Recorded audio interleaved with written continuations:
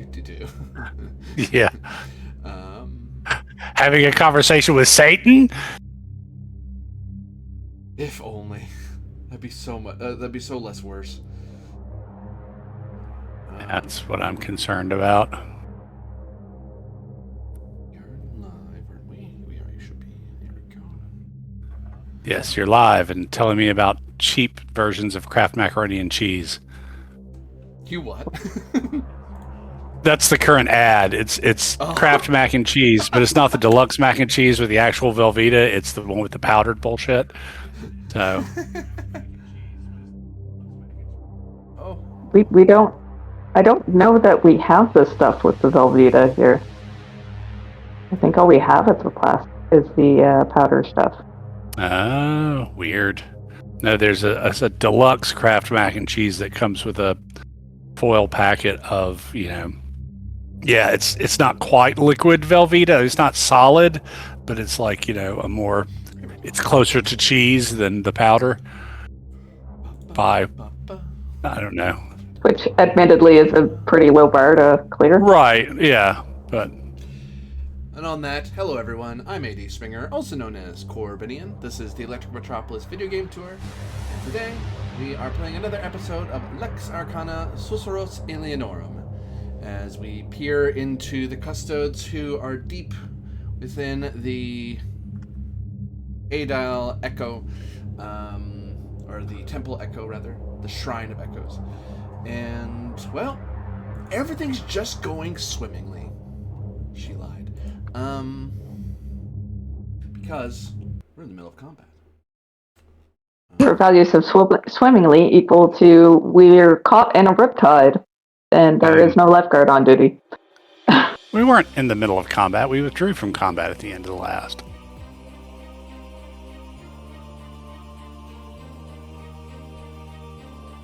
I have the wrong music. It's not quite that bad, I don't think. It's this one. Quite a while. I don't recall where we left off last session. Like, Corvus had gone in to try and do the ritual with the mirror, but of course his Demagia sucks, so he messed it up, and whenever you step into this kind of dense air field that's in the black circle, your double comes, and my double, we just sort of went around each other, and it left me alone until I flubbed the spell, and then it started to attack, and I realized, based on the poems and stuff we'd heard, that if we fought each other, we'd both wound each other, and so I won the passage and chose to withdraw. Mm-hmm. And that's kind of where we left it off, I think. But I know I had withdrawn, to here, because I was on the other side of this thing, and then I don't remember if Rafina had stepped in next or what, but... Rafina had backed off as well, but we're going to catch up to you guys in a moment, because Tiberius... Well... Tiberius is currently in the 1992 survival horror video game titled Alone in the Dark. Very much so. Tiberius, you briefly went back to check on the horses, and check on your dog a little bit, and you'd catch up with people. It's not that hard to follow around people with lights and torches and stuff, and you could shout for them if you really needed to. You did notice, by the time you went back, your horses are gone. Uh-huh. So there was probably a short moment of looking around to see where they went. You don't see them. So probably, I imagine, turned into, well, you better check on the rest of the Cantabarum to let them know your horses are gone, and maybe do something about it. And as you came back down into the caverns, as you relit a torch, you could hear the sounds of combat in the distance. Draw my axe and, order Cicero to stay on my heels and swiftly sprint as quick as I can. I will say for this Tempest, you get as far as... You can give me quite a... Get here... My line of sight is working properly. You can confirm this, I think. I just see like a white circle around me. I see some terrain, but not too much. Oh, actually, your light should be way bigger than that. Yeah. I thought as much. It should be like 2020. There we go. Oh, much better, thank you. Then I will continue sprinting. So you get about there. Before we cut back to Yulia and Corvus. Yeah, you had withdrawn back away from each other. Yulia, you had your weapons out. Corvus was unarmed. You had briefly encountered your doppelgangers in the dark. Yeah. You can hear loud footsteps rushing to your position. And you notice Calypso suddenly is engulfed in flames and collapses to the ground quietly.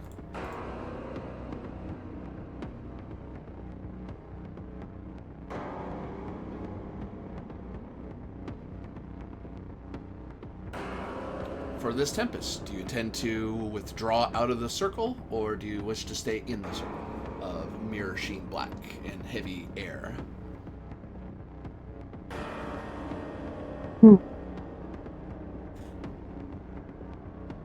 Nice.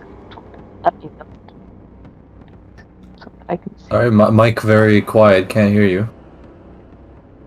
I'm grumbling about Roll20 not wanting to load in a timely manner. Of course. Sorry. As is tradition. Can't see anything right now, so. Okay, I believe that for this Tempest, I shall withdraw to the north, outside of the circle of Black Doom.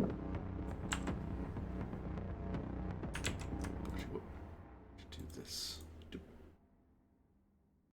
Yulia's visage vanishes. Corvus? Yeah, I'm going to step out as well. With the goal of kind of skirting around that way to get back to my armor and stuff. Giving this thing a wide berth. Oh, you can do multiple things now. Like I have it on ruler, but I can also ping. Or could you always do that? Who the hell knows? Yeah, now when I move, I automatically get a ruler too. When I move. Except, of course, now I can't appear to move. Am I stuck on an invisible wall? Try moving yourself. Okay, go that way. Go that way. Go that way. Go that way. Yeah, it looks like there's another invisible wall. Like... So you're going to push on in this direction as you feel resistance to your movement. Here-ish? You feel like... If I can, I mean, if it's something like the glue, okay, so it's obviously not.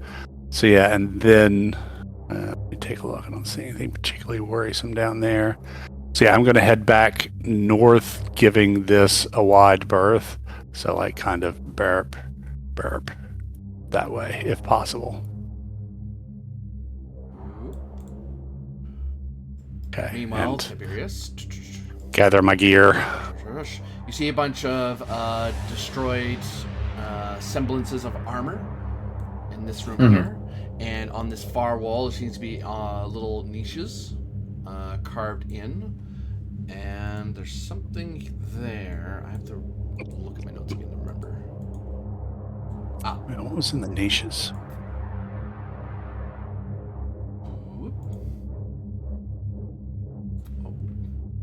Oh, they all have mouths. Ah. They have mouths and yet do not scream. Oh, yes. But they sang, apparently. You can... All right.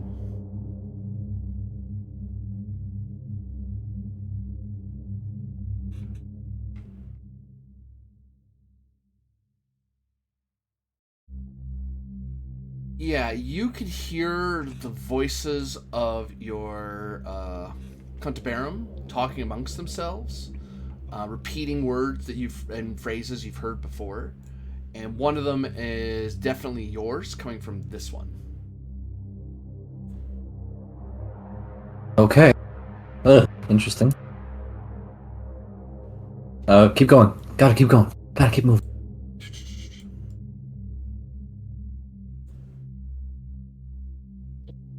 What is going on here? Sorry, what's around me? What am I seeing? You're seeing your doom. No. You are seeing two of your Cantabarum and a bird, who might as well be part of the Cantabarum, but, you know, Rome doesn't give citizenship to birds. Unless the Emperor's really out of his mind. You see Calypso collapse on the floor, smoldering. You see what appears to be a ring of mushrooms, fluorescent mushrooms, surrounding a very definitive hole in the floor. You can see a passageway leading further elsewhere in the cavern system. And here you can see there's this black air, fog, that's very thick, that that torchlights don't seem to pierce very well. But there seems to be something in that direction. Okay. Yeah, I'll just shout out to whoever can hear me. What's going on? Lots of things. Be more specific. Does Calypso appear to be... I mean, because we saw earlier where she was burning but was not being burnt. So is that something similar going on here? Does she appear to be being injured by the fires cascading over her? Me a roll of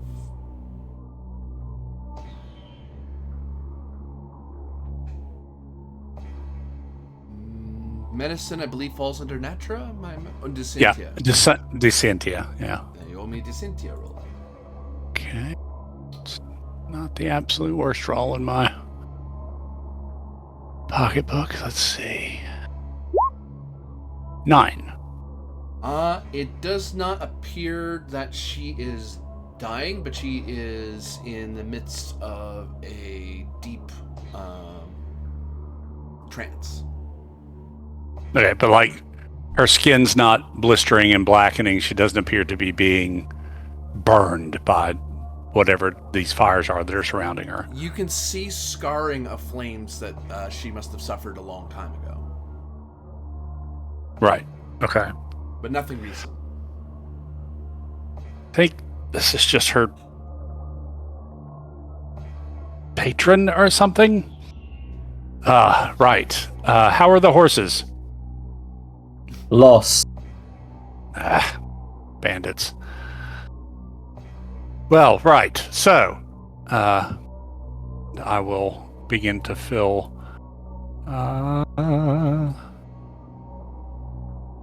Tiberius in. Let me find places in my notes to do so. So, after you went to check on the horses, we went down the other stairway opposite from where the swinging bridge was, and found Germanic scribblings on the floor of a room that just said nothing over and over again. At the far end of the room was a pillar of fire. There were also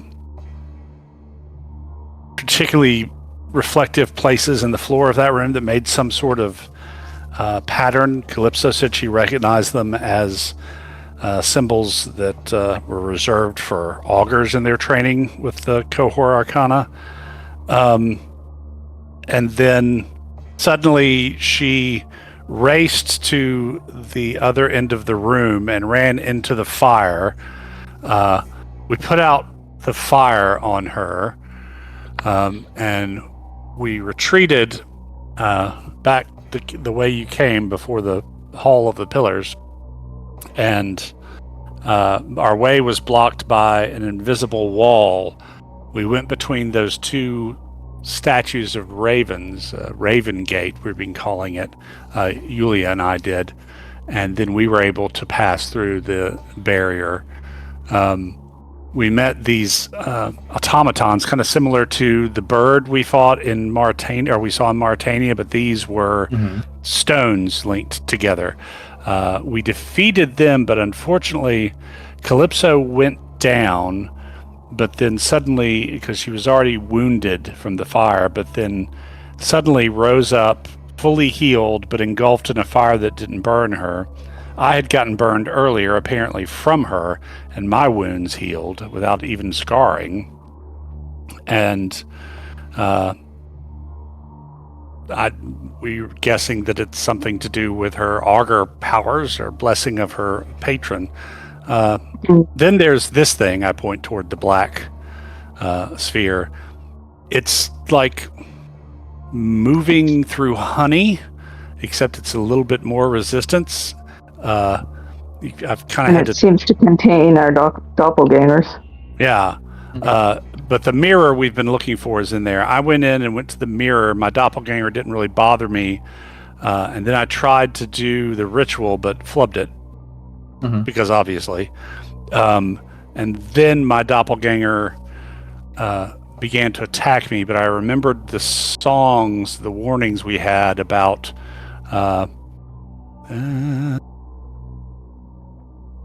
bleeding in tandem, wound for wound, and sharing a scream. So I think that if we fight our doppelgangers, any wound we give them, we will receive, and any wound they give us, they will receive.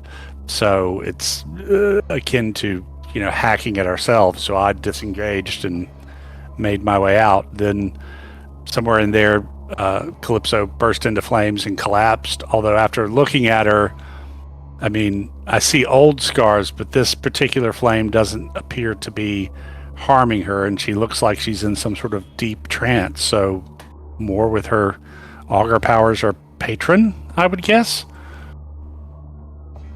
But I don't know that much about magic. I would just be guessing. I see. That's where the thing stands. But that mirror is what we're here for.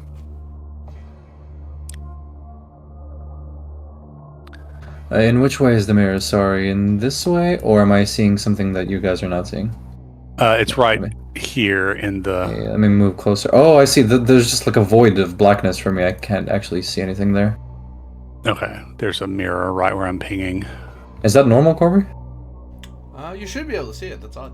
No, it's just like a black circle for me. I see something swirling around in there, right? But yeah, that's the swirly things are surrounding the mirror. Right, yeah, like I said, just black circle, but I'll take your word for it. I can't grab Ferox anymore. Should be able to. So, what is the plan? I can select him, but I can't move him. Well, I'd suggest someone with better magic skill than I go in and perform the ritual in front of the mirror while trying to... Since the priestess is down, allow me. I am taught in the ways of this Arcana. But be careful. Remember, I think if you fight your doppelganger, who will appear, that you're literally fighting and injuring yourself. I will attempt to be gentle to myself for the first time in my life. And what do I have to do? Do I have to step into the mirror? No, you go up to it and there's ritual words or something to summon the mountain spirits. Oh, okay. If under the assumption that you tell me the ritual words, I will approach the mirror and I will begin to do the incantation. As you still can't see it. It's just a blackness for me. Just a darn old blackness. Ow. But okay. Beneath the earth, the voice is clear. You've come before you come again. The mirror shone with no reflection, save the ghost of where I'd been. It won't show a real reflection. Will show what we've seen and where we've been before. Your own pale reflection cast in a sort of bronze light stands in your way. They're approaching you at the same speed you're approaching them. Then, once we are about, axe length, give or take, I will stop. Your doppelganger stops. Raise a hand. Raises its hand. Approach in like one of those Ben-Hur salutes, grab his forearm with, my hand and let him grab my forearm.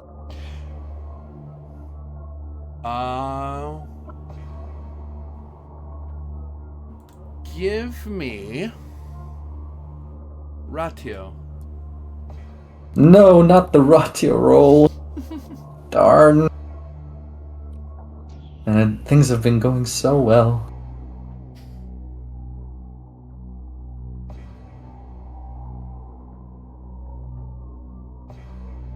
That's 7. It's not too bad. You reach out and you're able to clasp the arm and you feel a stone coldness of it. I'll nod towards my doppelganger It nods back. and release their hand. It almost doesn't release yours, but it does release. Like it's one of the few times you actually feel a sort of lagging effect. But it does let go. I will pull out my flask. Does the doppelganger do the same? Yep. And I will offer it my flask. It offers it its flask. I will take his flask. He takes yours. I will take a sip. I have to look something up. Like throwing curveballs to the GM. Well, I mean, how bad could it be? How bad could it possibly be? You're drinking old wine from your past. Yum. Whole different meaning to how to Drinking taste vinegar. at the time. Oh, right.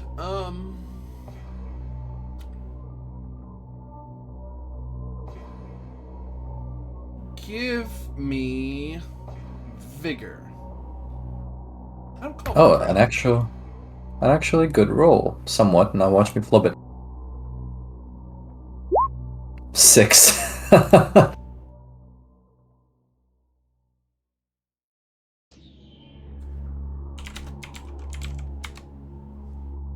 Oh, well, there we go. You drink, and there is liquid, like you would expect. And then there's this gritty pellet silt through it that gets stuck in your teeth and in the back of your throat. You kind of briefly cough a bit, and you can feel this intense burn at the back of your throat. And it kind of makes it a little hard to take a full breath, and then you just kind of swallow a bit and then spit a couple times, and eventually you're able to take a breath. That was deeply unpleasant. Yeah. How does the reflection feel at this moment in time? It drinks and does not mimic you. Raise an eyebrow at it. Raises his eyebrow back. Is this the game we are playing? It mouths what you said back to you, but no sound comes from it. Where am I, so to speak? Oh, I'm seeing this mirror, and in the reflection is the mirror, is that right? You're seeing this black space that you're in is a sort of deep fog with a mirror sheen surface at your feet.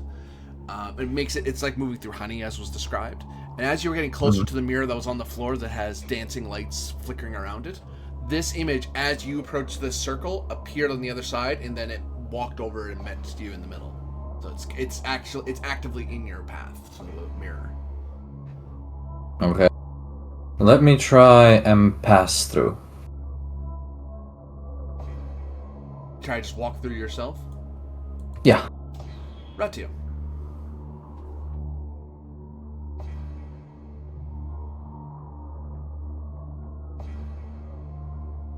Four.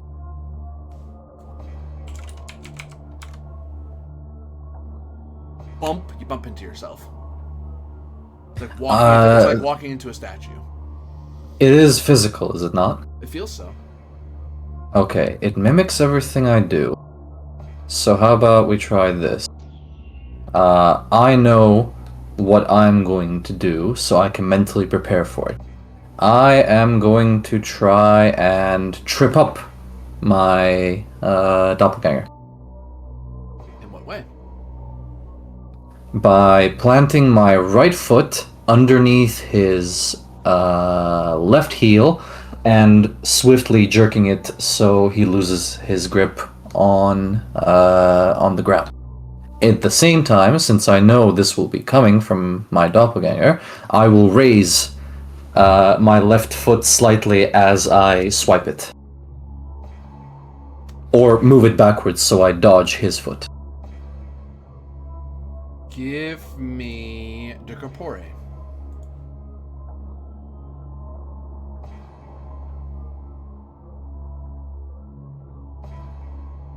De corpore.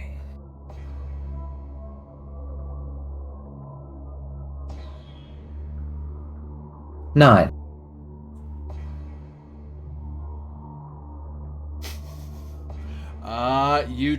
You try to do it, and it just, you think one too many steps ahead of yourself, and you surprisingly find yourself knocked down on the ground, and it follows you, knocking yourself to the ground. As it is knocked on the ground, I will try to surprise it from the ground and pin it. You meet each other sitting on your knees, hands in hands, and face to face. It mirrors you exactly. Okay, raise myself once again until we are in neutral. Does so. And pull up. Corvus shouts out, I was able to walk around myself and it just kept going in the other direction. Oh, I see.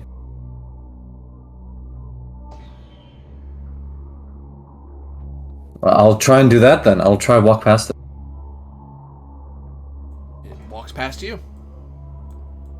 And I'll step into the mirror.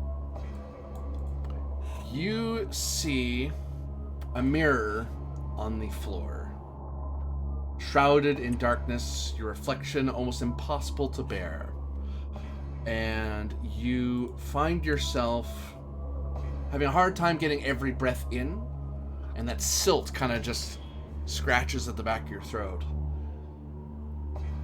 And you can feel as if there's a roaring fire behind you, like a bonfire. So not enough that you're burning, but enough that you're aware there's a large heat source behind you somewhere. And you see a reflection in the mirror. Mm-hmm. As it lays there on the floor. It's like a small hand mirror. Small hand. Try and reach out and touch. You touch it, it feels cool to the touch. Does it belong to someone? Can I see? How do you determine who it belongs to? Edge further towards it. You're standing right next to it. Pull on it?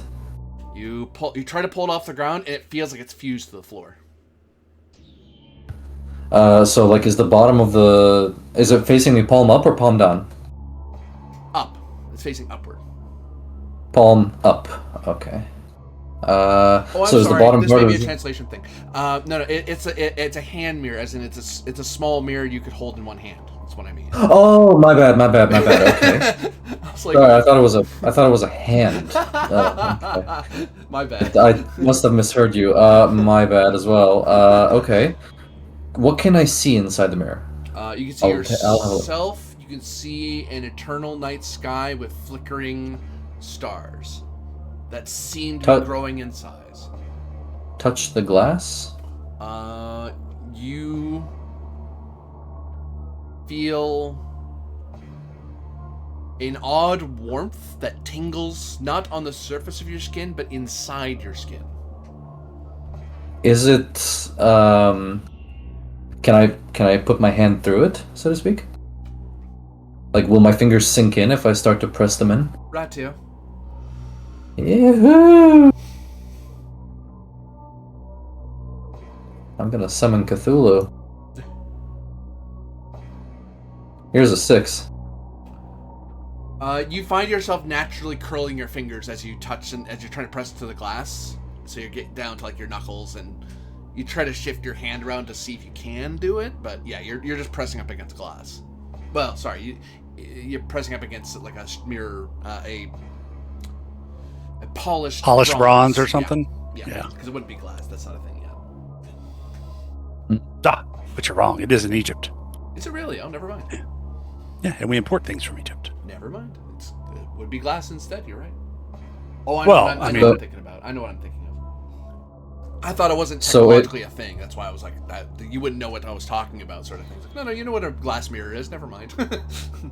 So I cannot put my fingers through it, or rather, my fingers feel just the glass, as it were, right? Yeah, the more of your hand that's touching the glass, the more you feel that sort of tingling pins and needle sensation under your skin. Can I put my face in the glass? So, just to help with Yulia and Corvus here, you notice Tiberius and his doppelganger are getting down to their knees and on their hands, and then slowly lowering his face at the mirror. The ritual. The ritual. The ritual. Right. I was testing the limits of this thing. My apologies. The strange sensation. I thought there was another world behind it. Octorta. Demagia, actually. Right, yes, I shall speak the words.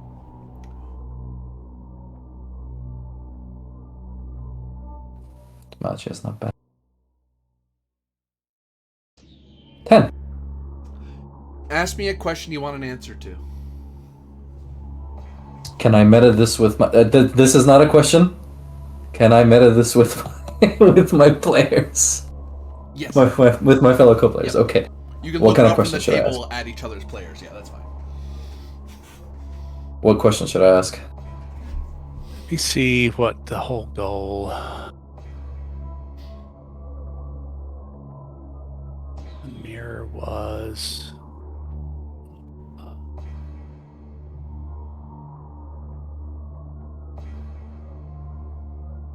I could ask it like, where's the eagle? Like, or... Back in the day, people would proceed to the Delicate Echo Shrine to seek out the Mirror of Resonance, which is a blessed polished bronze mirror, to call the mountain spirits to help corral the rogue spirits. But the ritual hasn't been performed for a long time. So in theory, our goal was to ask the mountain spirits to help us corral the rogue spirits in the mountains. Or to Okay, deal with the I rogue spirits in the can mountains. ask that. But I mean, you don't have to. That was just what the legend I mean, says. that's a solid suggestion, honestly, because what the hell do we know about corralling spirits, right? Mirror, mirror on the wall, help me corral these spirits all. How do I do it? You stare, and you find yourself. This is you staring. This isn't you doing the ritual yet. This is you looking at the mirror and pondering if there is another world beyond the mirror. And you kind of think idly this question, and because you're probably just sitting there, as you're hearing your fellow custode point out, "Hey, by the way, this, that, and the other." And as you're thinking, you feel a epiphany kind of strike you. And you find that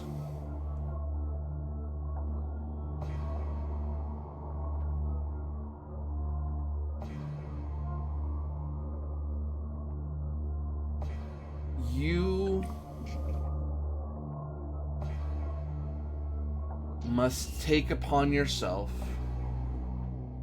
the mirror of resonance and raise it up against those who would do harm. For the harm shall reflect upon them as they would reflect upon you.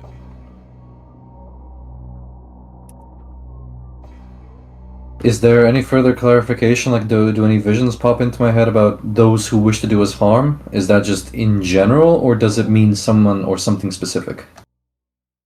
Demacia. Got it.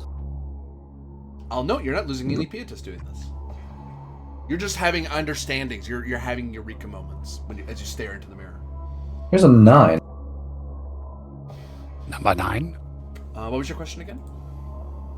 Does the vision epiphany actually clarify who will be doing the harm? Is it someone specific, or does it just say this in general?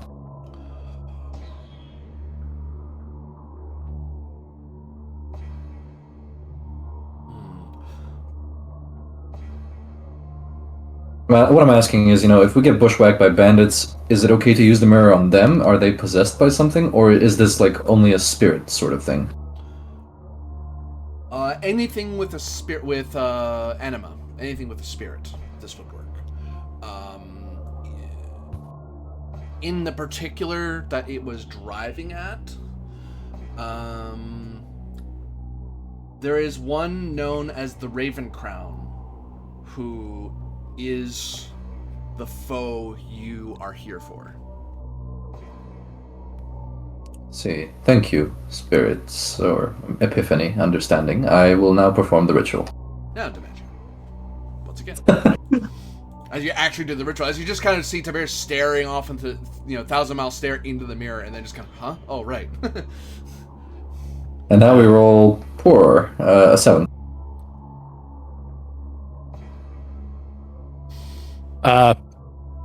Any way we could theoretically assist by... You totally could. Okay. And Yulia, you want to help too, because your Demacia is better than mine. Mm-hmm. Imperial cults, by any chance? Yes. Yeah, cool. I know Echo was part, but I didn't know if this might be older. Maybe it'll lower the diff.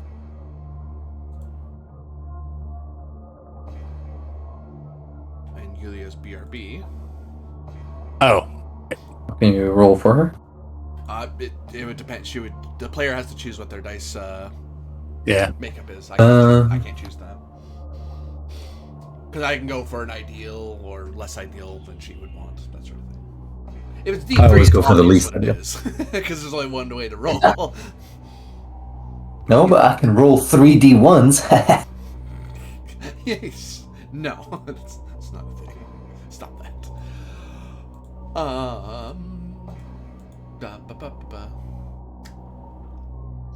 Yes, you find that between the two of you, and especially since Corvus has already tried his hand at this, there is some level of understanding that makes this easier.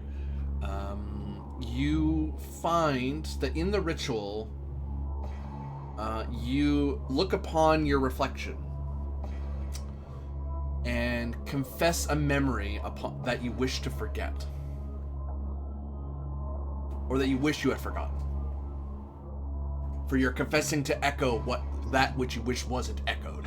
That in that way you acknowledge that you're not a ghost or a spirit, you're a living person. Because living people can reflect on their regrets but not be trapped in them. And echo Wish me to confess spirits, because that frustrates the natural order of things. Right, you wish me to confess something to the mirror then? Yep. Something you wish you had forgotten. A memory you wish you had forgotten. When I served in the Praetorian Guard in Rome, I was not truly faithful to my wife. I had a tryst with a lower-ranking patrician woman that lasted for a couple of weeks, and it ended then.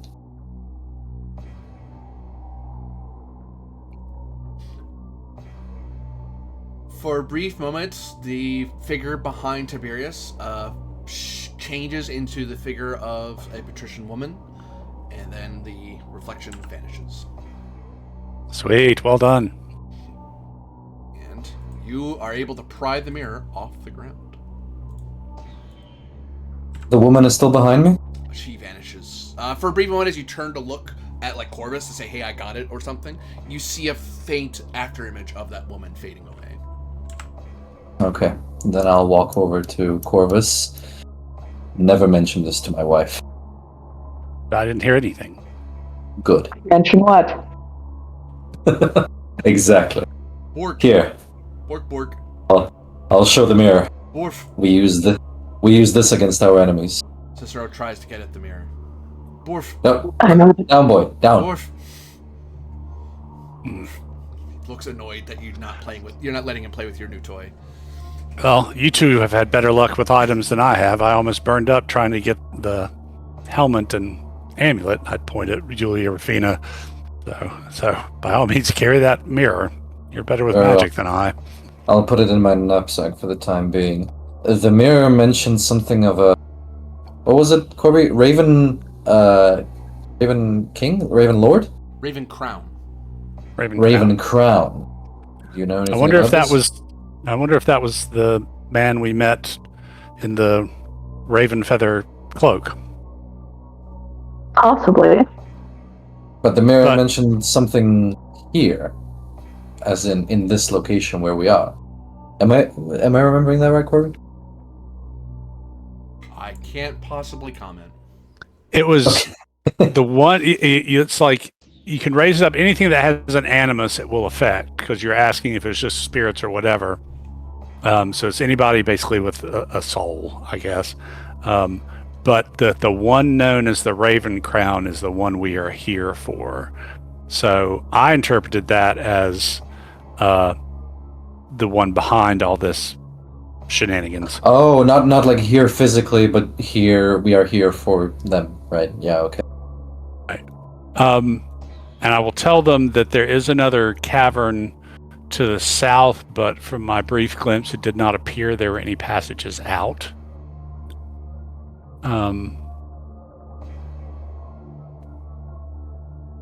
And I think we've accomplished what we came here for.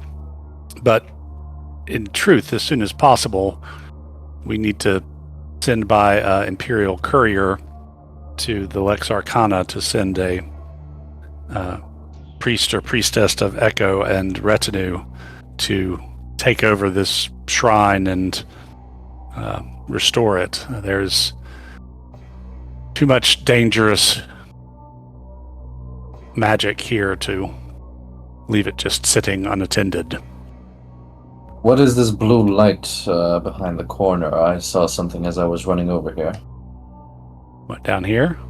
Yes. That's the mushrooms. I see. All right. Are they dangerous? It is a traditional part of the Echo ritual. And GM, I can't move. I seem to be stuck in the circle. There you go. Oh, thank you very much. Okay. Yeah, it's something like the hole is very deep, and the bit was you ate a magic mushroom and attuned with the goddess, and then you jumped in the hole, and... that is how Calypso has fallen asleep.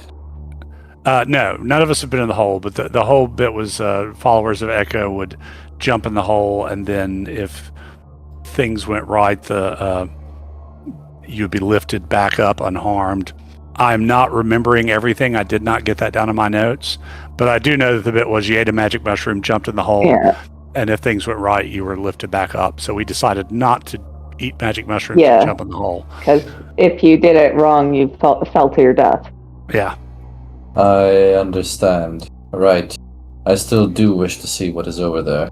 So, with that, I will pick up Calypso over my shoulder. Calypso will eat up some of your encumbrance, as it were. How heavy is she? She is...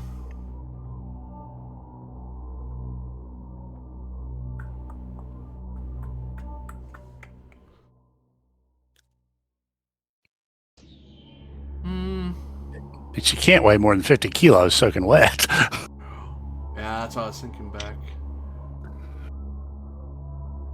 I will say she weighs 6.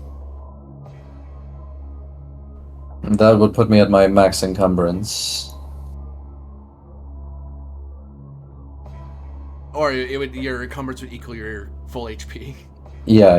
Yeah. You try to lift her. You're carrying too much stuff. You can't carry her and all your stuff at the same time.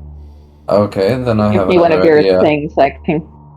No need. Cicero, stay. Guard. Orf. Good. That works. Come. Tail wags because he's happy to be guarding something. Oh, and I don't know, I'll take a bone out and throw it over to him. Orf. Kind of nudges it a little further away from his paws so he doesn't actually step on it, and he dutifully doesn't chew on it right away because he's on guard duty. He'll chew on it later. There you go. And, I don't know, Corvus, take a wide berth. I want to avoid this damn circle. Oh, yeah. Way over here, there's zombies waiting to be woken. I see. I do see something in the distance. I know not how I can see it, but Yeah, there is something. I forgot about that. We went down that way and stopped because it is a way out, but there are all of these bodies laying on the floor, and Calypso was able to tell us that if we entered that, all of these undead would rise and attack us. Well, maybe to the south there is another exit. Alex said there is a room down here, I know. I think we've been over here, but I can't remember. I'll take a... Why can't I move further? Oh, there we go. Invisible walls. Invisible You get walls. used to it after a while. Yeah, roll 20. Just roll 20 things.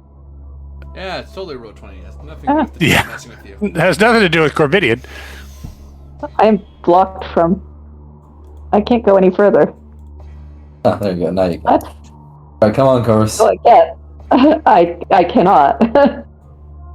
I can't follow. Wah, Okay, looks like this is a wah. Dead empty end? cavern. Ah, thank you. Yes, it would appear so. Let's move up further here.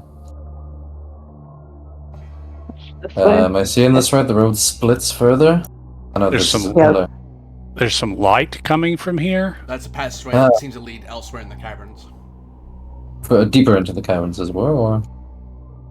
Elsewhere. And that's just a pillar. Elsewhere is a province in Cyrodiil. Right. No, it's Elsewhere. Corvus, can you fetch Calypso? And my dog? Ah, I'm stuck. There we go. Okay, but yeah, this is another dead-end wall here. Yes, before we proceed further, could you fetch Calypso and Cicero?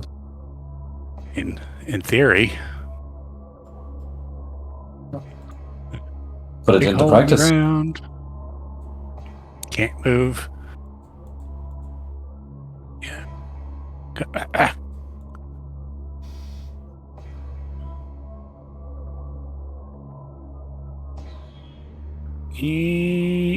Oh, she appears to be gone.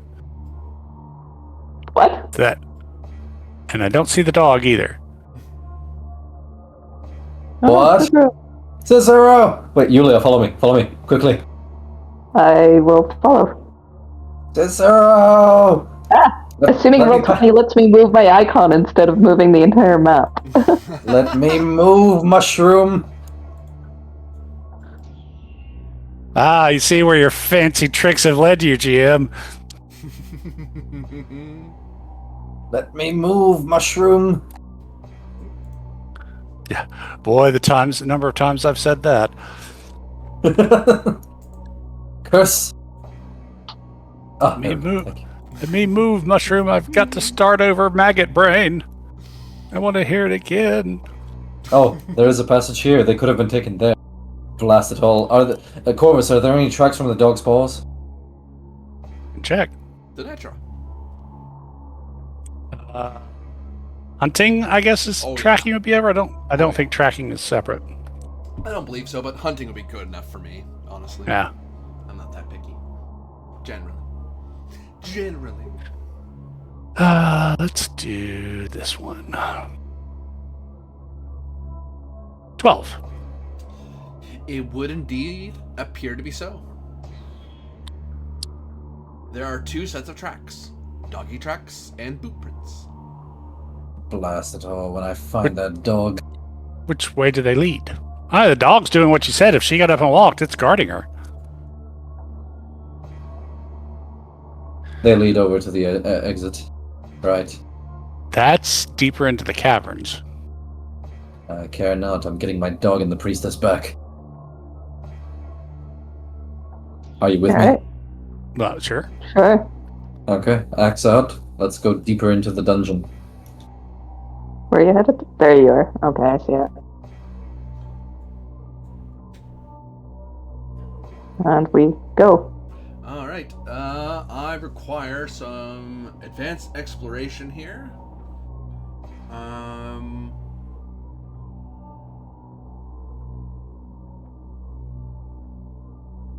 And Oh, sorry, that's in the advanced Dungeons and Dragons book. I only have the basic one. haha. Oh, finally, let me get my AD&D set out.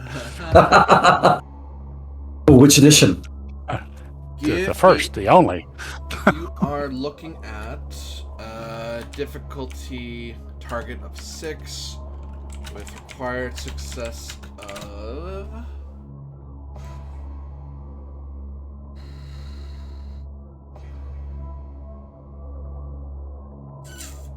9. Okay. Ferox will knock the difficulty down by 1. So it falls from 6 to 3. Okay. And how many successes? 9? Yes. Yeah, we need 9 successes. What difficult? Sorry, what skill are we on? The natural? The natural, yeah. Yeah. Exploration. Okay. Which in theory I should be really good at, but in practice. And we're looking for degrees of success. Well, I got 2 degrees in that case with this shitty ass roll. You only beat it by 3. That's the only one. Oh, I see. That's how it counts. Okay. 13 is 7 or more, so that's 3 degrees. That's 4 total. Yulia, give us a roll. Doesn't matter how bad. Just give us one. I will try. Although, I am not very good at... Hey, if you roll a 3, that's good enough. That requires the god's intervention. I see. Thusly. That is 4. Okay. Yulia is very we much got, a city lady. we got 2 kicks of the Yeah. can, so You I did, don't know. yeah. Let's try and beat this out, I guess. I will again try to assist and likely fail. Again, just got the 1. Darn it. Oh, the gods 7 intervened. At least. There you go. Oh, 8. Kicking it off here. Oh, look at that. Nice. Okay. Okay. Is D20 broken? Okay, no, it's not. We got it. Okay. We definitely got it. The I god got for your 3 because my 21 I didn't do us much good. always knew you had it in you. I always knew.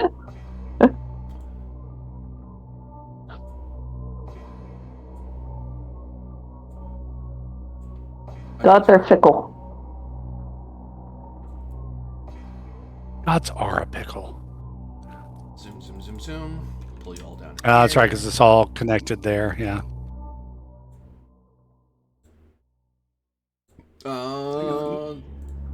Tiberius is not in war gear. Neither is Corvus. No, Corvus put his war gear back on after I. Oh, you did? Okay. I thought we were. I thought we were dungeon crawling in war gear, no? We went to the forest in war gear. didn't we? Corvus downgraded, so I was like, I was assuming he still was. 'Cause I thought he was just grabbing it, but you're armed again, so you're all in war gear. Sorry. Yeah, Yeah. it definitely was. Yeah, we went to the woods in Teutoburg Forest. I mean, come on, man. Bork. Let's go. Lots of twists and Cicero! turns.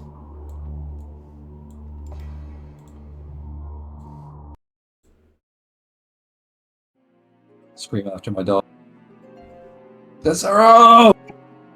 Bork. And you see Calypso standing upon a cliff as Cicero is barking at her and kind of trying to, like, in that sort of, I want to bite, not to attack, but to drag you away from there, but it's a careful, yeah, but I'm a big dog, I might knock you over.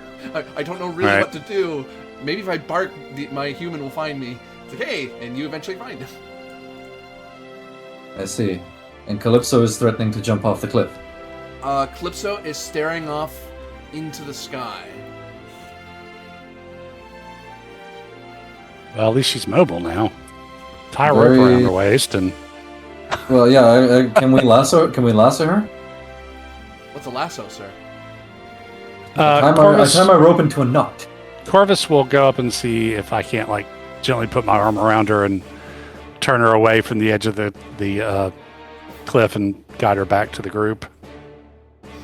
As you go to her side, you see below a battle. Should I have the right things up?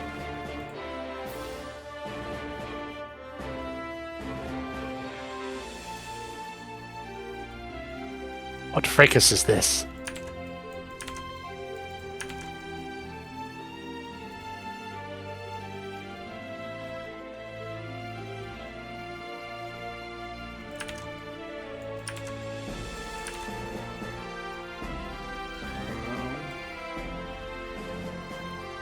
As you see figures draped in long robes, black as night, seem to be wielding bronze spears and axes and swords, being led by someone in the back. And at first you think they're just kind of swinging at nothing, but as you get to Calypso's side and you actually reach out to touch her, the figures in armor, in Roman armor, seem to shimmer into view. Corvus, you have seen this before. Is this the same kind of vision I saw of the fighting in the snow in the mountains with the old guy on top of the stump? Yep. Except this time I can see the opponents of the Romans. Except this time it looks like the Romans are the enemy. The shadowy figures in cloaks are the ones you can see plainly.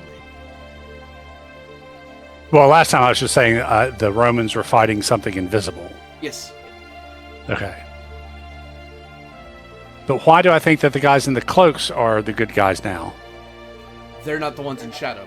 They don't look ghostly. They look real, like they're here.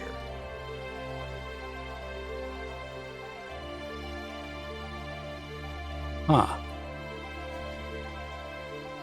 And I will call upon you a roll of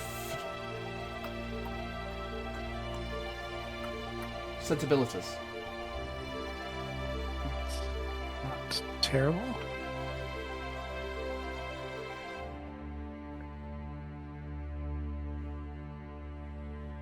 Six. You notice that the one leading the rest has in his grasp an aquila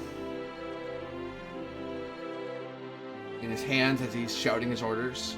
It's unusual. It's not usually something the leader is. There's a person for that. But this guy's holding himself, probably owing to the fact that there's only so many of them. But somebody has to hold it, sort of thing. And it might as well be him.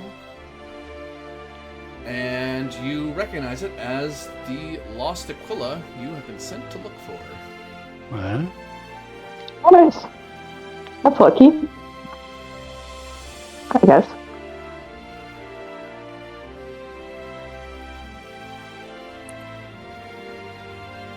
You notice Calypso raise up her left hand, and she begins muttering words in a strange language.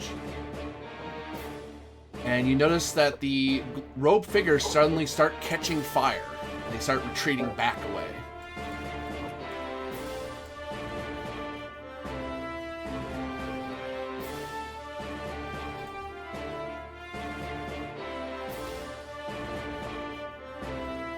Like, how far below are we talking below here? Good 100 feet.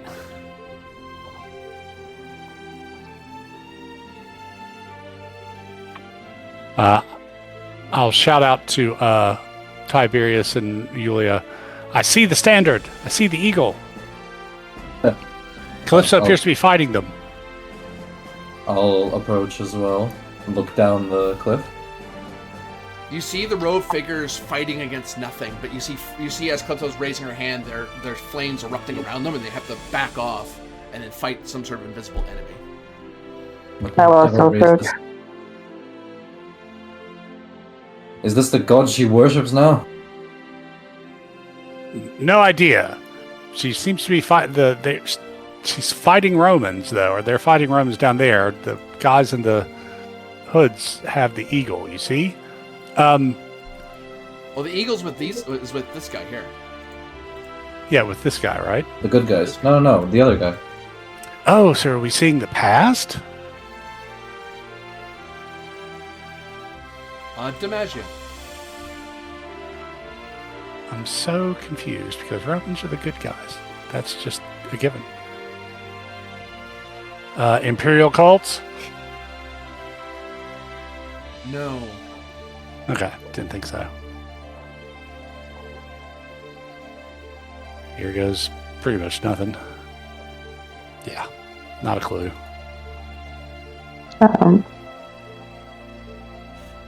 Should I give that a go as well, potentially? I will try at least. Maybe the dice will like me. That was 2 1s.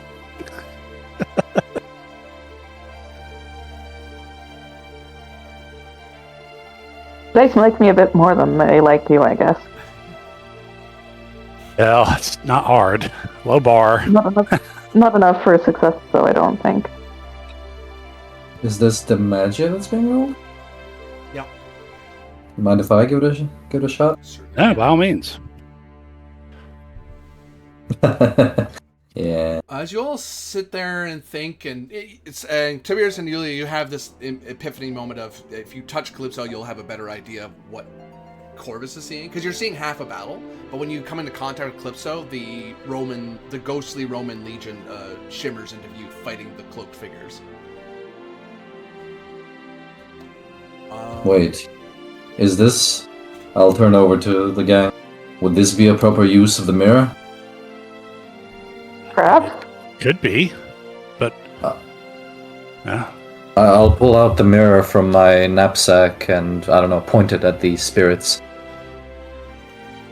You are in combat as Calypso turns and reaches to snatch the mirror out of your hand. Oh, silly girl. You can't do that. You outnumber her. You can choose to be in melee with her or not. I will be in melee with her. Corvus? Yulia? I will be in melee, I suppose. Corvus?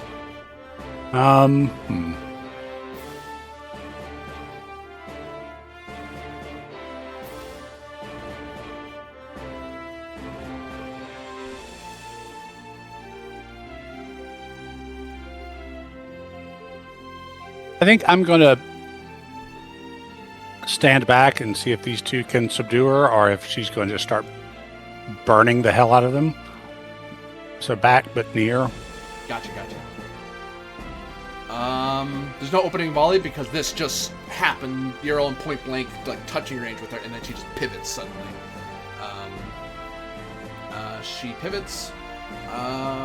Who wishes to resolve their combat against Calypso? Do it to me. Might as well. Okay. What do you intend to do as she's reaching out for your mirror? I'll point the mirror at her.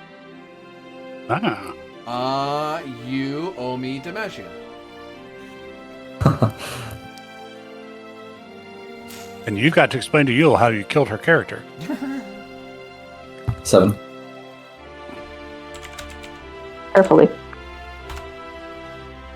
Oh, she's better. You try to point the mirror at her, and she waves her hand at your fingertips, and you feel your hand burning. and you kind of flinch, and you're not able to get you're not able to point it at it properly, because if you don't move your hand, if you don't grab it with your other hand, you're going to drop it, and I don't think you want to drop the mirror. No, sir. No, sir. But no. You take some damage. You take 1 damage that bypasses your armor. Oh, okay. No any sort of toughness, I think, right? So I'll note down 1. As the fire you feel your fingers burning from the inside. You see flames, but it doesn't feel like your skin's burning. It feels like something inside you is burning. Could have been worse. Yulia, you can perform an action. What do you do as Calypso's fighting to get at Tiberius's mirror? Can I restrain Calypso? To Corpore. Does wrestling apply? Say again? Does wrestling apply? Yes. I knew I took that focus for a reason. Also note, due to that roll that you tried to do, Tiberius, because you went the Demagia route, she couldn't grab the mirror. She had to counter what your attack was. Yeah. So you did stop her from grabbing it. Just you forced her to attack you instead. I have to roll.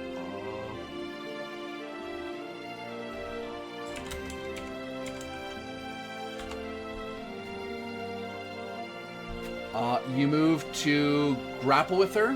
And with her other hand, she reaches out, and you feel your heart set on fire, and you kind of you lose your breath for a second, and she's able to step away from you. Oh. You take 2 damage. As you notice, still part of my armor? Yeah. Son of a gun. And you see a flame briefly flare where your heart is, and then it gets winked out. Is Calypso herself a fire? You see her eyes have dark flames where her irises should be. Okay. Corvus would like to step forward and, from my canteen, dash water in her face.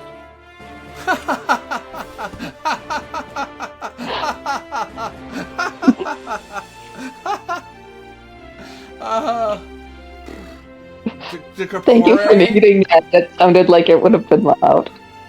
The Corpore, difficulty 3. Okay.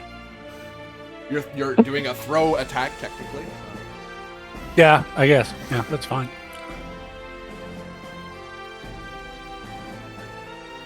That's 12. Oh, that's just... 6! Haha! Slash. She winces, and... Calypso, snap out of it! We're going to assume that Calypso doesn't want this to happen.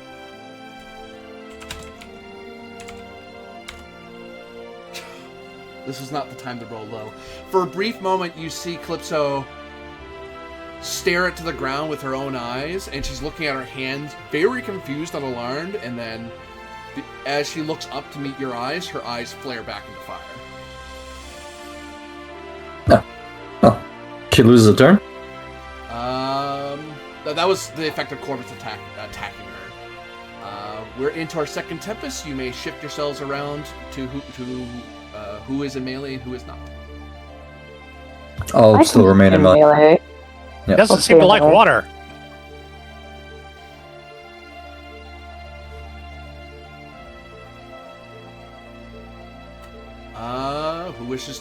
Which of the melee, who wishes to resolve? I'll resolve it. How do you intend to stop her from taking your mirror? I'm going to apply my fist to her face.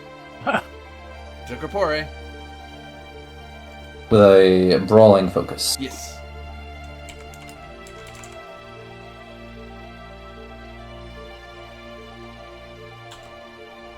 Oh. Excuse you, Miss D18. Excuse you. Okay. Mars Victor. I ain't letting this go. Fair enough.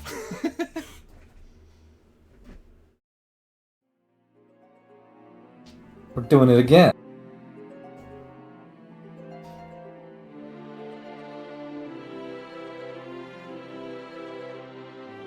With this, I do not outroll her still. I think I'm off by 1. Yep. But you do reduce the effect because you're able to kind of you're wrestling at her and then you kind of juke her out, like you lunge at her and then you. Oh, I'm terribly sorry. I couldn't do that. Mars Victor applies only on DeBello. So you do beat me by 9. Oh, I don't want that to be correct.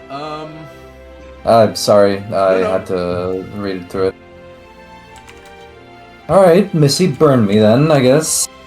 You eat Ow. 5 as you try to reach out to her, and she waves her hand at you, and flames erupt across where her hand tracks in the air, and you get burned. Convince me not to pull out my axe, guys, please. I'm getting real close. And Tiberius, I presume you are going to hang on to that mirror for dear life.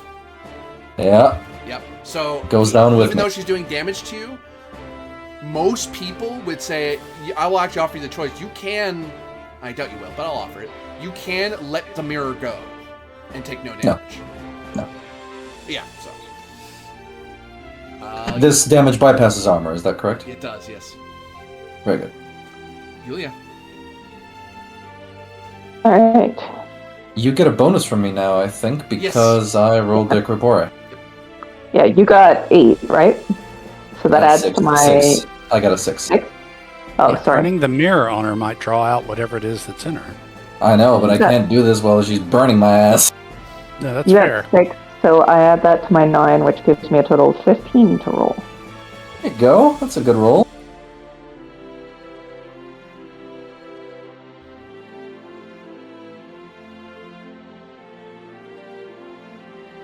Nine. Oh, she's just better. Damn it. You Dang it. split up that D18, get some crappier rolls, perhaps? You take 5, Yulia. Okay. Ow. As, again, she uses her offhand to ward you with fire. Corvus. Let's try the water attack again. Difficulty Right. 3? Right in the old eyes. Let's see. Let's try this combination. 6 again. Smash.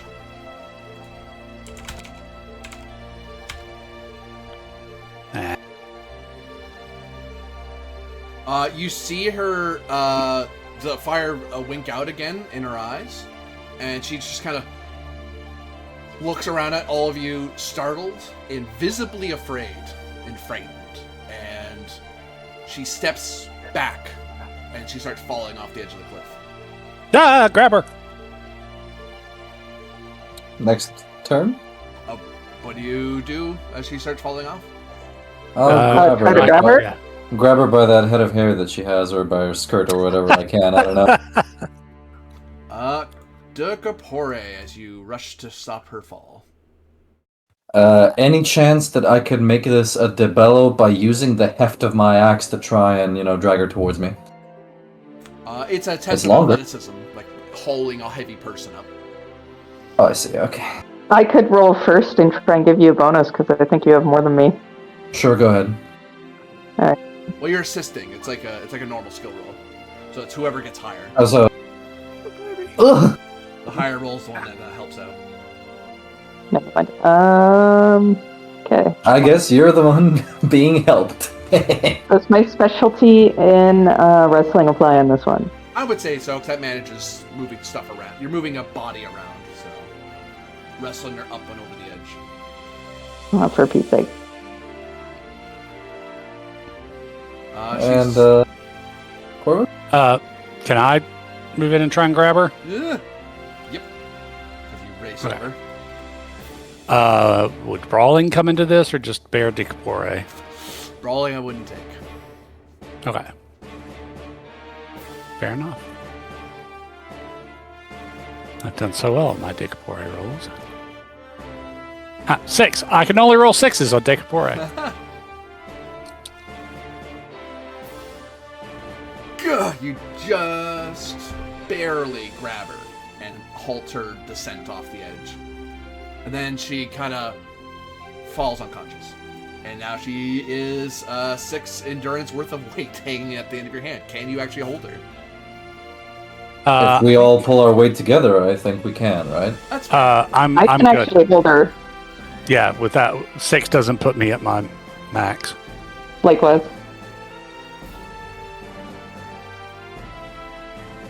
You see Calypso is unconscious on the ground. And you see the battle still being waged below. Give me, as like my hand is like completely burned, give me a reason not to decapitate the priestess immediately. Does anyone Because I understand think we're- Obviously. No. I do. I do.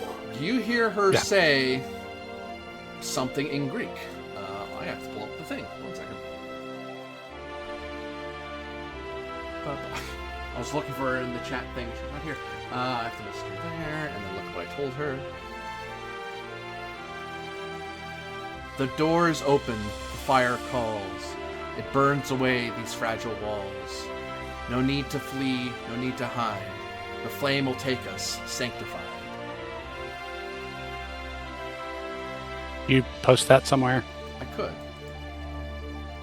Would you? No, that sounds like a really nice thing to do. It doesn't really sound like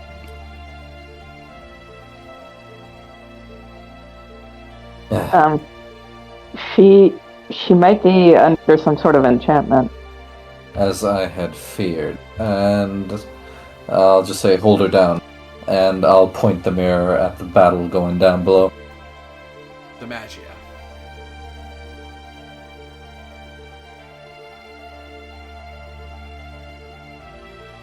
Let's try a different combination of dice. 6.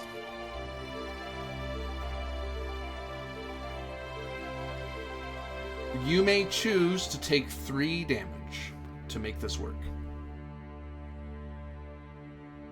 That would put me above my max health, but if I get some things taken off me, then it's okay. Oh, you'll go unconscious, not die. Yeah, I get you. Yeah. But then if I get something taken off me, that would mean that I am back down below and I could wake up. Yep. So yeah, I'll channel everything I've got into the mirror, take the 3 damage, and bada bing, bada boom, I fall down from exhaustion. Severe screams in pain, hang on as the mirror seems to be burning into your hand. You're pointing it down. And for a brief moment, you see the Roman-looking army in triplicate, and then in quadruplet, and then they are suddenly nothing at all. Siberius kind of collapses to the ground, down to one knee, gasping for air because you feel so tired you can't really move. You're weighed down by your stuff.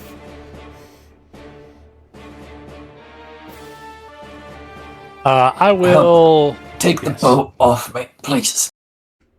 Yeah, I'll relieve him of something and also see if I can't doctor him so he can heal later.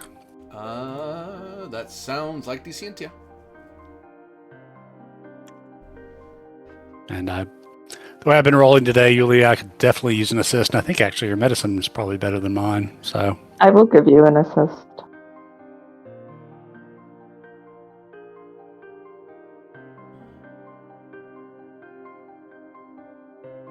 nine.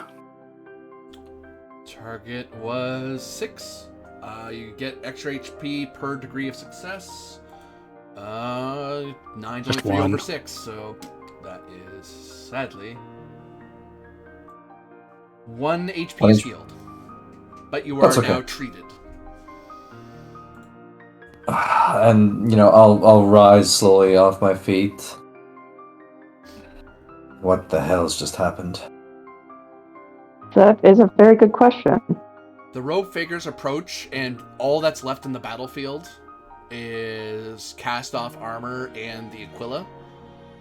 They reach over to grab at it, and the leader says something to them, and they kind of turn and look behind, and he points up at where you guys are.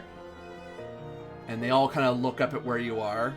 And when you're looking down at them, and now you're not in the heat of battle and in the press of time, you notice that underneath their robes, it's like they're wearing huge slabs of rock. It's sort of like chest plate. And it's a black armor. Very, very outlandish. And nothing you've seen.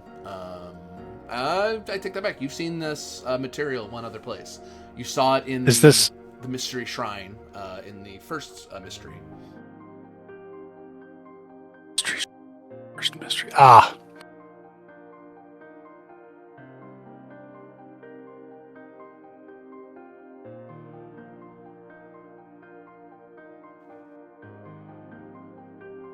You hear him shout as loud as he can, and you just barely hear him because it is a bit of a distance. Hail the Lex Arcana! Is that you up there? Corvus will so it would raise appear. and wave.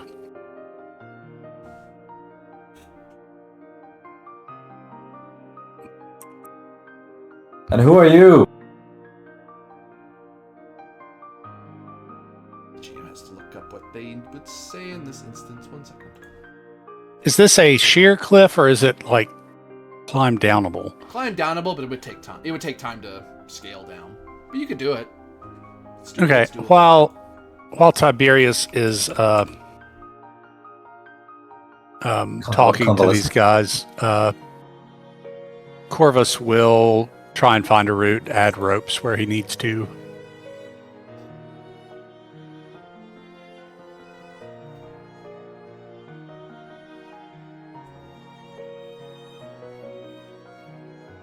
Sure, I accidentally set that off.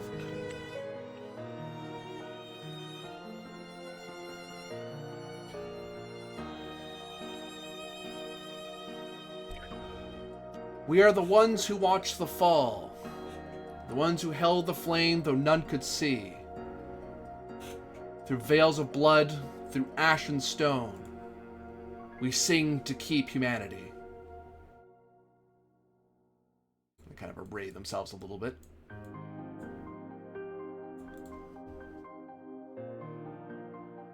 We will not steal from you, Lex Arcana. That Aquila belongs to your empire. But know this. While you carry the flame of Starfall with you, until you douse it, you will never leave this valley.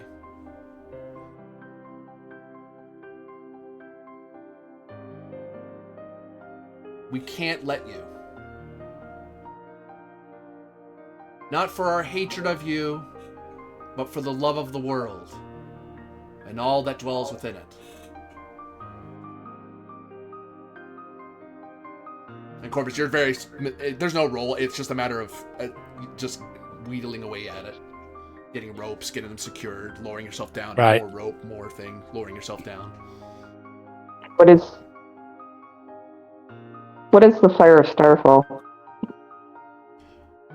One of your number has stared into flame and has taken it into her soul, her animus.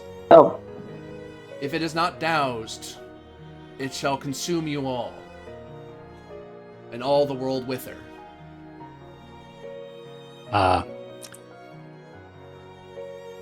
Can you offer any guidance on how to douse it?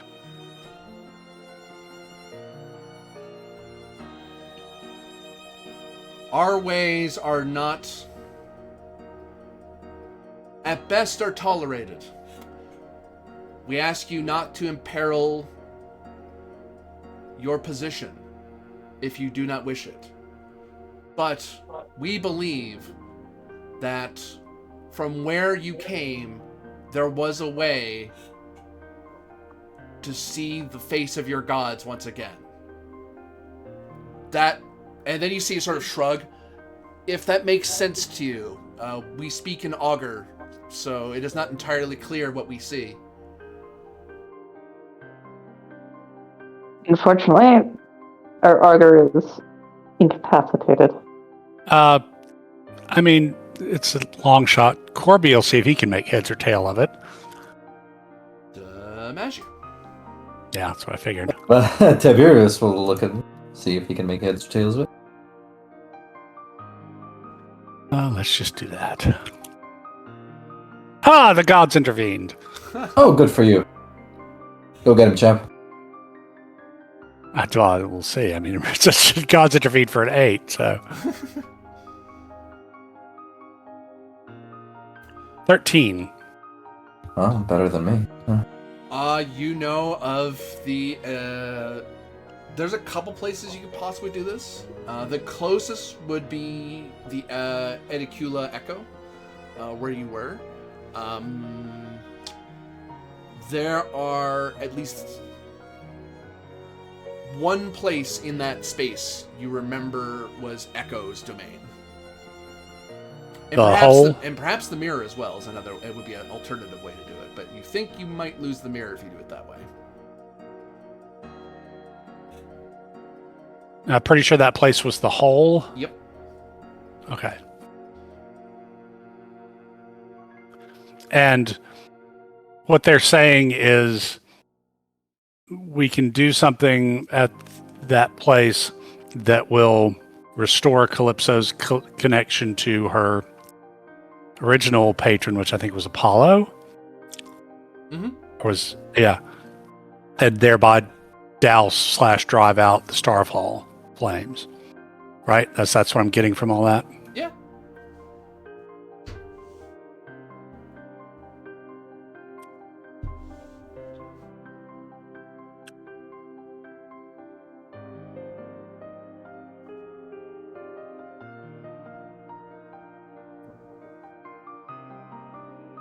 If only we knew how to do that. Just toss it right here, have some mushrooms, and go in a hole.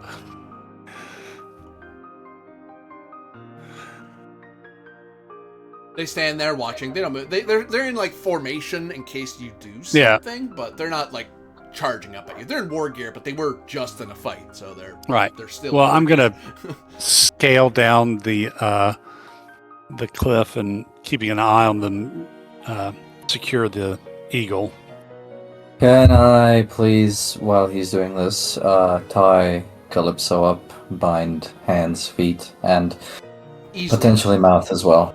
And maybe eyes as well, I don't know. We gotta do something about this witch. You perform a... you actually bind her in a Lex Arcana style arrest, where you're capturing a sorcerer, essentially, a magi. Exactly. Must not speak, must not see, must not be able to cast spells. Yeah. Which doesn't look good for a Lex Arcana member to be dressed in such a way, but it's the most secure way to move someone around who can use magic. Yulia, help me carry her. Or actually, help me get some rope. We'll see if we can scale her down with Corvus. What is what did the guys call themselves again? We are the ones who watch the fall. What did they say after that?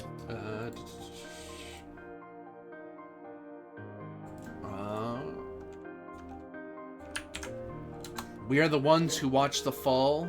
We held the flame, though none could see. Through veils of blood, through ash and stone, we sang to keep humanity.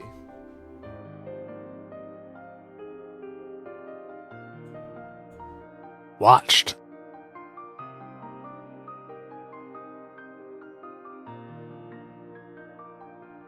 And as you get down to the ground, they do all watch you, and they stay in formation, and you see the person at the back kind of taps people on the shoulder, and they very carefully maintain formation and back off. To give you, just so you have plenty of room to grab at the eagle and know that if they're going to attack you, they'd have to do a volley first. Like, they can't just melee you immediately.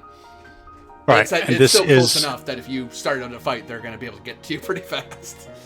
Yeah, I don't have any intention of attacking them. I will examine the eagle, make sure it is that of, what is it, the 12th that we were after?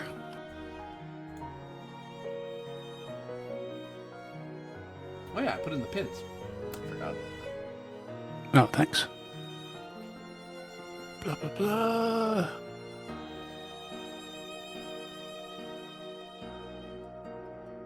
Yeah, 12th, the Fulminata. Yeah. And is it that eagle? It is. Okay. There's one part of our task complete if we can get back with it. So, how much encumbrance is this going to add to me to carry the eagle? None. It's a banner with a bit of metal at the top. It's a quest item, therefore none. Right.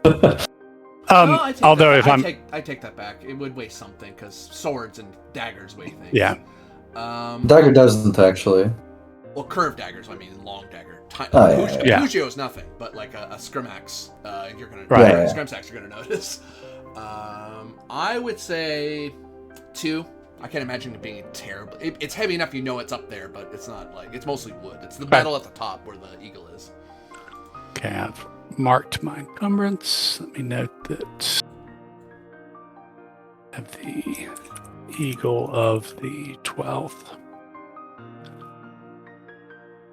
A brief memory of being a banner holder kind of probably washes over you. Yeah. And I will treat it with due reverence because in Rome they were actually objects of veneration. They were religious objects as well as military symbols. It probably doesn't feel very good to see it dusty on the ground laying there because when the army fell, it just the standards went dunk and it fell over. Yep. So I'll treat it properly and with I'm sure I know the legionary rituals, whatever. The proper words of respect and how to whatever you need to do. Yeah. And I'll look at the guys and go, who were these Romans you were fighting? Or at least dressed like legionaries.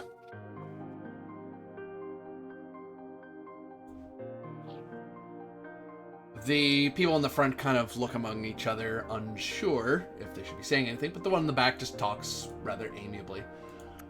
In pretty good Latin, actually. Like you notice there's no real there's a slight tinge of accent from somewhere, but it's clear enough you're not confusing what they're saying. I have notes. They should be able to answer you pretty comprehensively.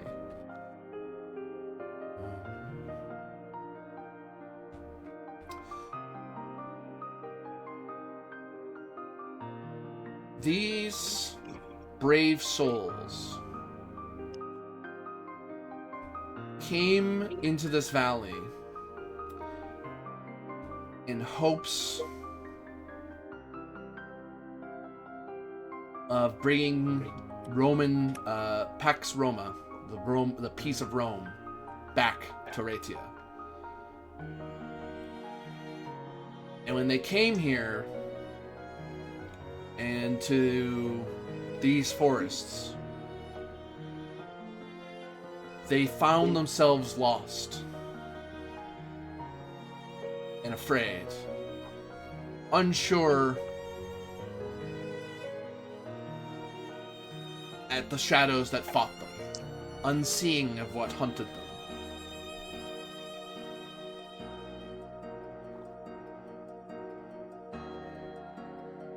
And in time, they too became part of the army of shadows. They fell by the arrogance of Marcus Cassianus, the Raven Crown, who charged forward rather than flee the field and save his men. He fell for pride.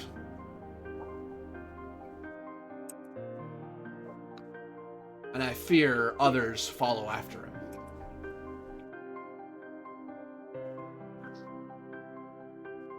Marcus, who, Raven Crown? Cassianus.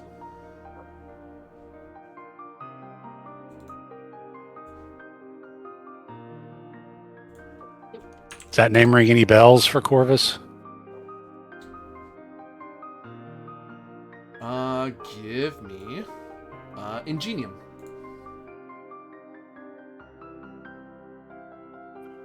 Because that is not the same name as Aulus Septimus' brother, right? Genium, there it is. Not great. Give it a shot. Yeah, 5.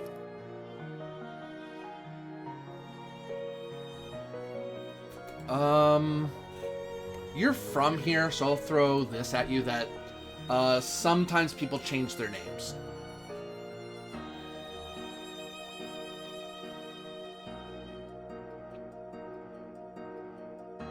So whether this is the same person or it is a different person isn't, without seeing them, you're not sure.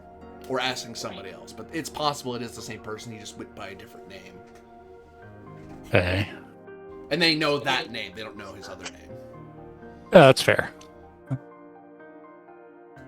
A problem with people, and actually there is some of that. Like if this person, either that is their name, or given the accent, they may not be from the Italian peninsula, so maybe they're not familiar with that custom of changing your name. Right. Like in Britannia, it's bad luck to change your name a bunch. Like it makes it easier for the spirits to get at you, that sort of thing. But in Rome, it's perfectly acceptable to change your name. Unless you're patrician, then you generally wouldn't. You keep your family name, if nothing else. But you might have other names that you go by. Or people just call you a certain name, because that's what they know you as. Yeah, like Julia's known by Rufus, but... Yeah. It's like, you're Rufina. It's like, well, that's just referring to the fact she has red hair. Yeah. I don't know if I have the name of the legate in my notes, actually.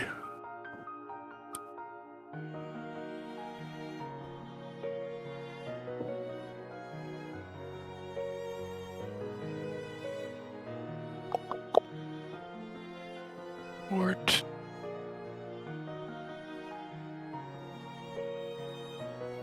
Blackfeather. His name's not Raven, it's Blackfeather. Sorry. I just have him as Septimus the Legate. But not which Septimus. See if his brother said his first name.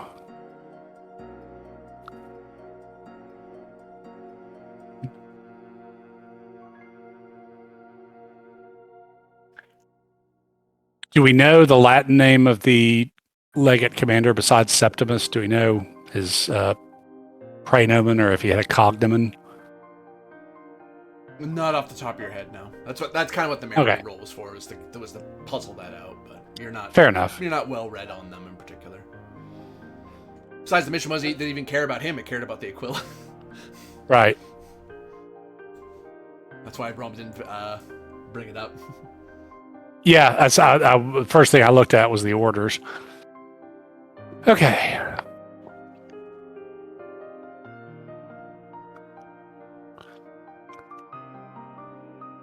I'm just going to ask these guys. Unfortunately, the starfall, the flame of the starfall, as you call it, has struck our auger. And while my companions are somewhat skilled in such arts, we are by no means experts. Can you give us any counsel on how to determine what needs doing at the Shrine of Echo to restore our comrade to herself? We're not as versed in your cult's ways and manners and how to please your gods, so I would be giving you an outsider's insight to that. I know our way of dealing with such, aside from the terminal, of course, but for all things are purified in ash, but I imagine that is not a path you wish to take for someone you fight with. I wouldn't ask you to do that anyway if you didn't have to. But your ways, you will know. That is the most I could really counsel. There is, I would presume, a holy place where you came from or near here that you could do. You could seek out your gods and have their light come back to her. For now, she is in the light of Starfall, and that light will burn everything if it's left alone. Which, at current, like a forest fire, all we can do, as those outside of it for now, is break down the woods around the fire and trap it and let it burn itself out. You, far closer to it in the fire, or having care for it, may be able to douse it from its source. We dare not get too much more involved personally, because we know to interfere with the business of the Lex Arcana is to invoke the wrath of the Emperor of Rome. And that is not something we wish to do at this time. Fair enough. I will say, your armor, I've seen its like before in Gaul, an ancient place, but never worn in the field. The people in front of you kind of look at each other confused and look back at the person, like with a sear look of, what? And then just kind of waves them off, like a obvious, I'll explain later sort of look. Well, the Lex Arcana are known to be well-traveled. It would not surprise me to see our sacred stone in your travels and campaigns.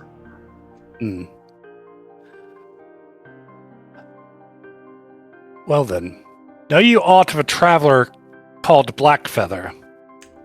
Wears a cloak of, well, black feathers. He is our,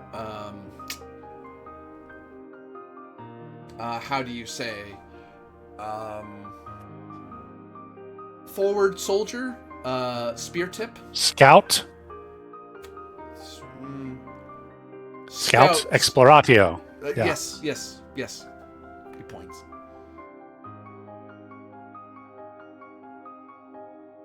To that effect, yes. Thought he felt like one of the Brotherhood.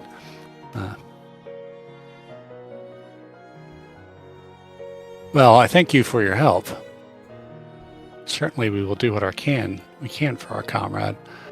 So, GM, can you tell me, because we figured out what was up with the hole and the ritual associated with it. Can you remind me what that was? Because I did not note it down when I was noting down so much else.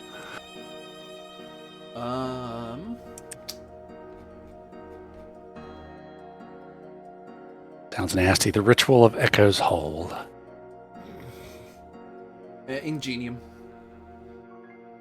Okay. Bah. I give nothing for free. Well, I give very rare for free, I should say.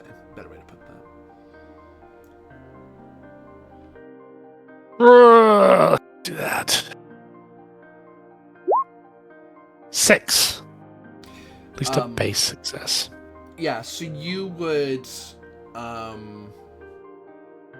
Anybody want to help with that? Maybe lower the diff if anybody's here?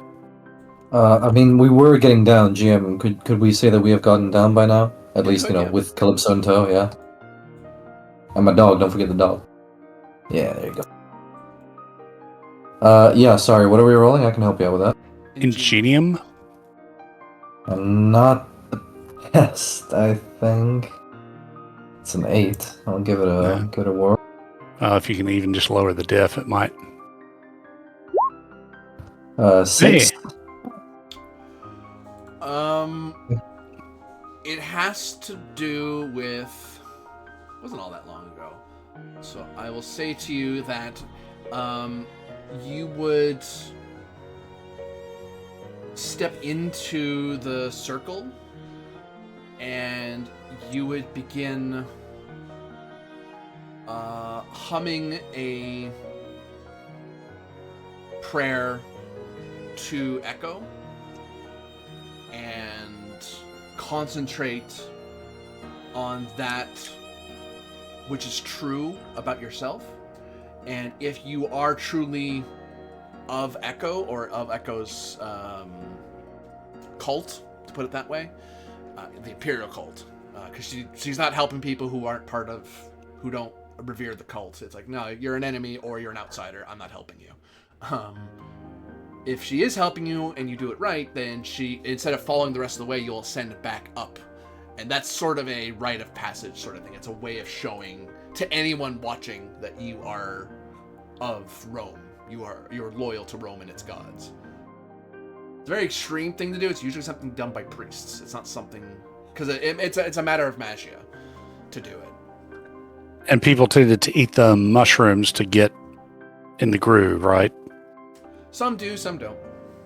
Okay. It helps to do it because you have to purposely fall into a hole.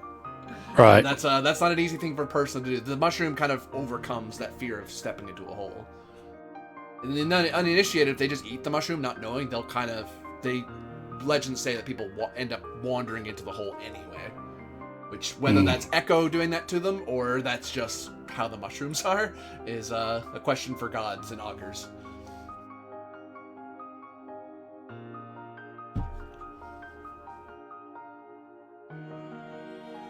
Okay. That's roughly what I remember. Yeah. Okay. So, we got to take Calypso back in the cave and throw her in a hole. Okay. By the gods. I thought we could just keep it simple and, disembowel her, but fine, I guess throwing her down the hole works too. Well, but I mean, it is one of those things of, Probably better. It sounds like it's supposed to work on an individual, so it'd be like, I think Calypso would need to be awake and humming, and I guess able to overcome the starfire within her long enough to perform the ritual. I mean, I don't know if it works if one or all of us humming prayers and holding her and jumping in would work. We could try. Yeah, I mean, we could. Well, shall we make our way back to the caves? Yeah, the closest cave entrance, I was just about to say, is like right over there. Yes. The Adicola Echo. I think we can just go there. And do we have to climb up the hill again? Yeah, but I left ropes and stuff, so we're... So did we, but the problem is Calypso's bound, so we got to get her up there as well. I'm willing to say you can get up there and try to go back the way you came. Yeah. Uh-huh. Or you'd walk over open ground and enter the way you got into the cave the first time. Oh wait, really quickly, these people that are here. Mm-hmm. Have you seen our horses? They were taken by the one that shadows you. Someone is watching your movements. And when the battle started, they backed off. They must be trying to track you through the hills that you came out of. They must have lost your track by this point.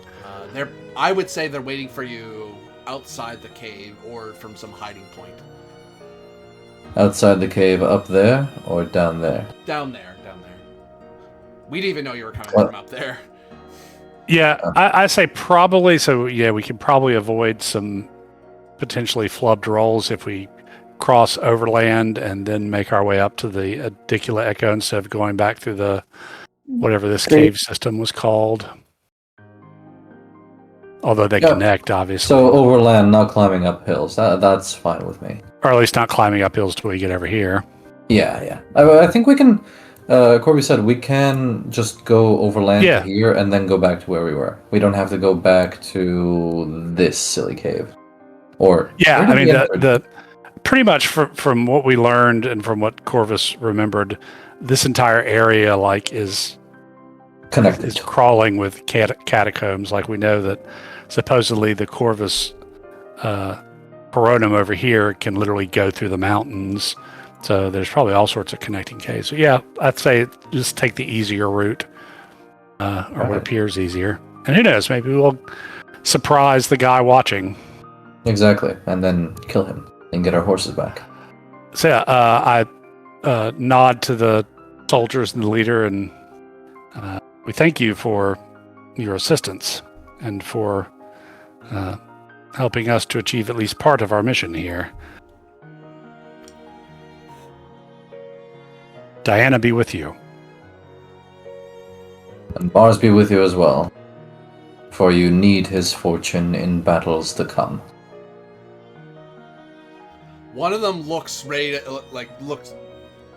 to charge forth at you, and then the person in the back kind of reaches over real quick, taps them on the shoulder, and just kind of holds them there gently, and they just kind of shake their head at them, and they just kind of... You can see the person is kind of grumbling under their breath, but they're not going to charge with their leader not letting them. I'll ask the leader, what's his issue? Different gods. Consider They that told us Mars doesn't make infinite friends, Lex Arcana. Well, he hasn't made it exactly a friend of me either in the past, yet he is still my patron, and his blessing, such as it is, I try to bestow upon you in good faith. That's Tiberius, always making friends. Just, in good faith. I understand you. Not all do, but I understand you. Then Lady Fortune be with you, whatever form she takes. Nods. Come, we have a long march ahead of us, and Calypso is heavier than she appears. I can give you a hand with her if you like. Please. We're kind of still in some woody area, roughly, right? You're kind of... The thick woods are... think more hills with some trees. Okay, but yeah, probably some branches and stuff where maybe we could fashion a travois and maybe use Cicero to pull it. You could do that, yeah, that's reasonable. Yeah. And you all fashion your way to pull Calypso along and leave behind the strange robed figures who are not Lex Arcana, but they don't seem to be arraying themselves as your enemies. All right. Not yet, anyway. I'll take it for the moment. They watch you all leave, staying in formation until eventually you lose sight of them. Strange bedfellows we choose to keep these days. But then again, I suppose you can't choose your allies in this territory. Bork. Do you think they mean well? I believe so, yes. Then perhaps they are one of the few in this province who do actually mean us well. What are you talking about? There are plenty of people who mean us well. The entire village we were at, this is my home. I said they mean well, not necessarily that they mean us well. Those are two different things. See? She understands.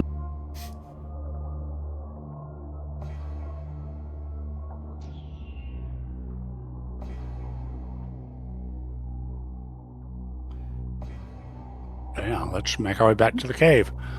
But they helped us when they could have killed us, and killing us arguably would have been easier on them, so I'd assume they mean us well as well. Beginning to dislike caves. Claustrophobia? No, I just... No. Too many bad surprises? Maybe it's just this cave. Well, this is your neck of the woods, so to speak. Better than the salt mines we were crawling through in Mauritania. At least here, we're not so dizzy. Fair enough. So yeah, Corey's going to kind of go ahead and see if I can stealthy my way up and spot our stalker. So far, compared to Mauritania, at least here, it doesn't seem like anyone wants to sacrifice us for a dark ritual. Give me... Ducapore, I believe, stealth would fall under, if I'm not mistaken. Mm-hmm. Yep, that's exactly. What time of day is it? By this time, after all that faffing around in the hills and chasing after her, it's getting into afternoon. Okay, but not quite sunset? Not yet. It's going to be by the time you get into the cave and back out again, probably. Okay, fair enough. So yeah, I can't invoke that quite yet. So that's going to be a 14. Let's try that. Not so stealthy. You try to sneak up upon the cavern area. Lots of open ground, lots of hills, and high sheer faces. There's the snow blowing from the south off the high mountains. You don't see anybody. You see what was Fair once enough. where your horses were, because you can see ropes where you had tied them off, cut and severed, and kind of just laying there, abandoned. All right. If this guy's taking us out, he's going to stick around. So I say we go on into the cave and see what we can do. If we don't see our horses here, that's probably the I only agree. thing we can do.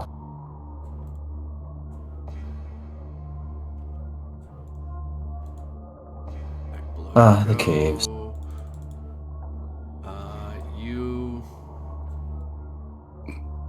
Oops, I didn't bring her with you. But I can fix that pretty quick. Boop, there she is. And she's unconscious and she's bound. So you reset yourselves, just to give you an idea. You basically come in from up here, Right. and then I imagine you're working your way to the hole. All the way to the hole Yeah. in the ground, avoiding the zombies if possible. And the blue light. I remember the blue light. There you go. Here, blue light's over that way. Everyone pointedly avoids it. That's where the Raven Gate is, basically. Yeah. I recall. I Oh. almost started marching in there. Should we carry Calypso through the Raven Gate? What good would that do? Well, that seemed to allow Yulia and I passage to the inner. Before we passed through the Raven Gate, we were blocked by invisible walls right here, although Calypso wasn't.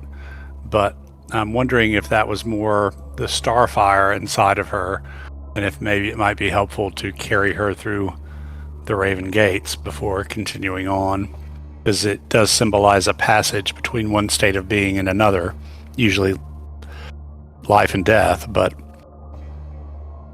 draw that broad.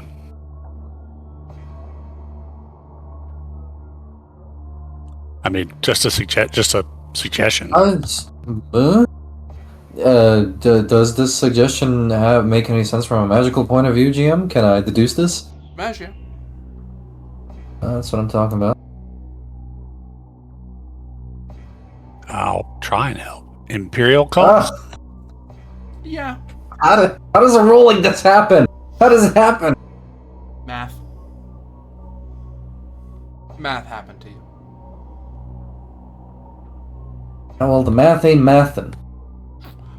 Your 6. Your estimation there, Corvus, is roughly correct. There's more to it than that, but it's roughly correct. Okay, so yeah, I'll unhitch the travois and take Calypso through the Raven Gates before we proceed on further. Oh, I know I forgot to bring with you. Come back, doggo. Work. The dog is actually the Swedish chef. I've just figured it out. Bork. Bork.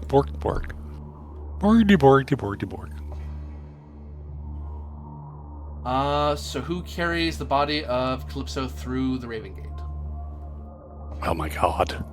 I cannot because I am too weighed down by the consequences of my actions. Will one of you do it? Or? How much does she weigh? Again, we I decided. could. 6. Is it 5? I think. 6. Yeah, 6. I could as well.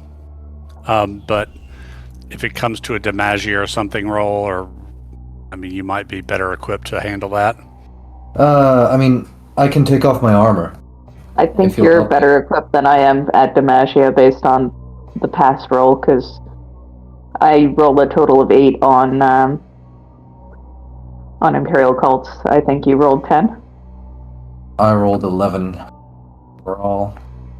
Well, so one difference. Corvus will cradle her and walk her through.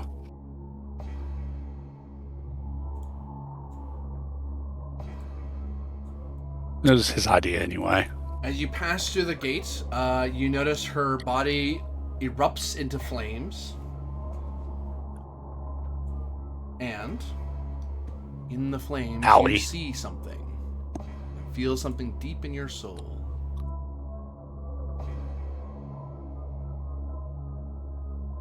You may give me Demagia if you think you understand what's going on. See if your character understands what's going on. Because now you're trying to figure out what Calypso saw. Okay. Imperial cults, I'm doubting. No. This is not. Yeah, that's This is of Starfall. yeah, that's yeah. So I have very little chance here. Yeah, not a clue. You feel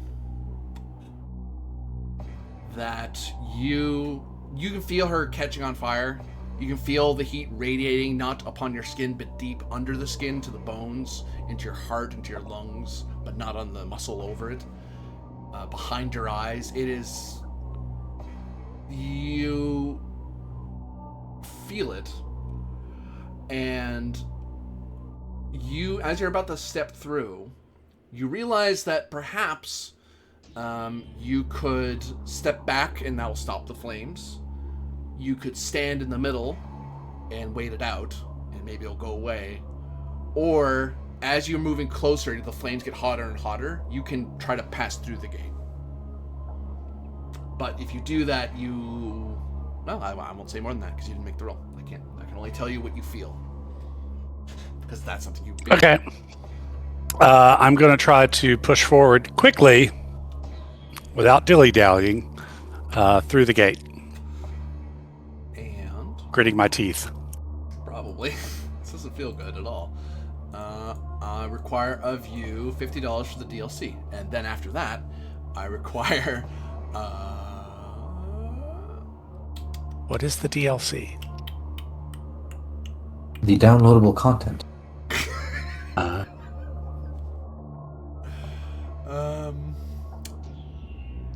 Ratia.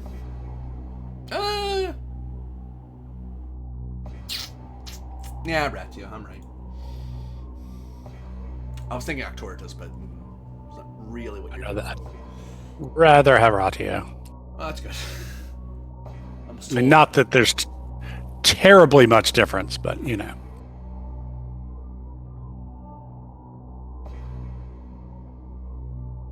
And I think I get a bonus to... yeah, I get +1 to resistance rolls, so if that applies, that would actually be an 8. Okay.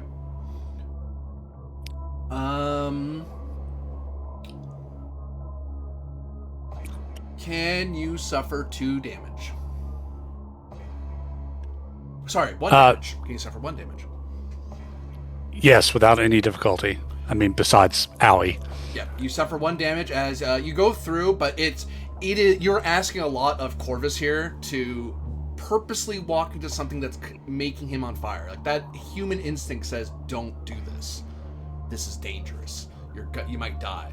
And Corvus has to kind of... There's a balk he has at like halfway through of, "Oh, I don't like this at all." And that half-second balk is enough to hurt, and then he makes that choice of, "I'll push forward instead of push back. I'll step forward instead of step back."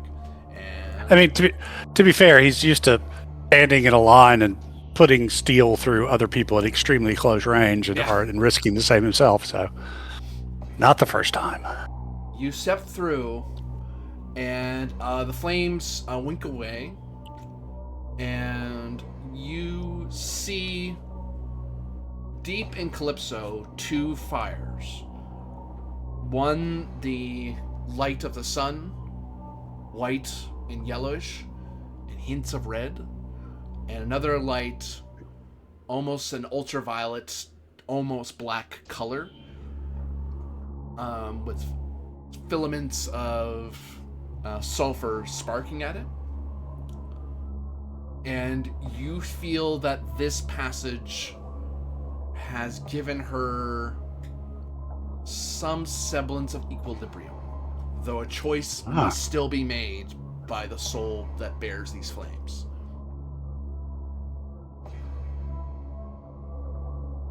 That is to say, mechanically, Calypso will have to make a choice, whether to come back to Apollo or embrace Starfall, and that is not a choice.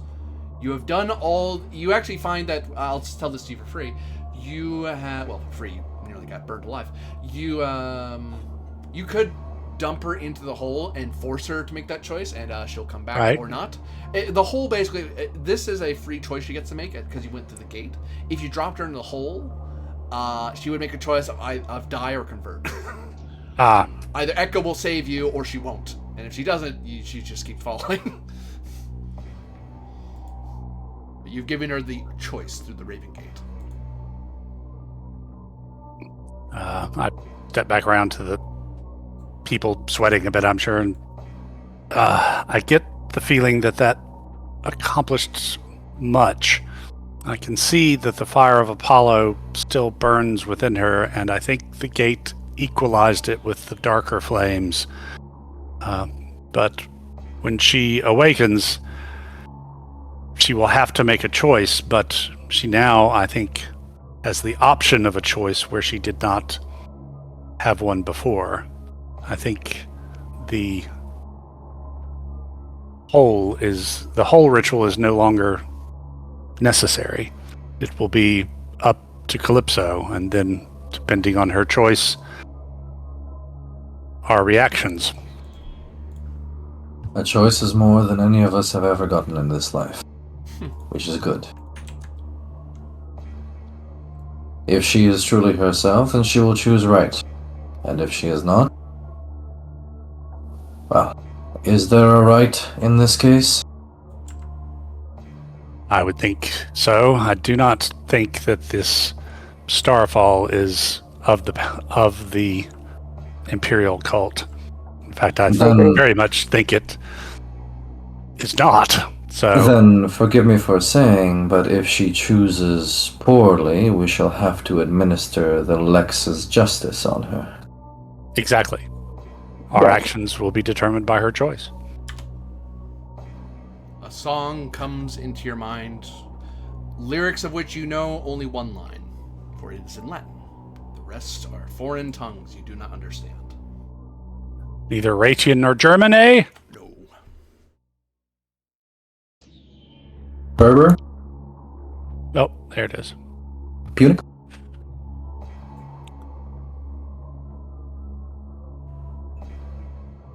But I will share what just came into my mind with the appropriate group, not the Star Trek group, but this group. That would be confusing.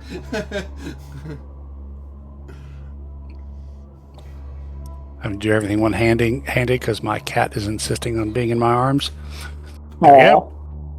Lex post tenebras manet, turasa sepu niganuti, tlactal tlatulu, tlen motaka, egmun vaka, wimbo haukufi.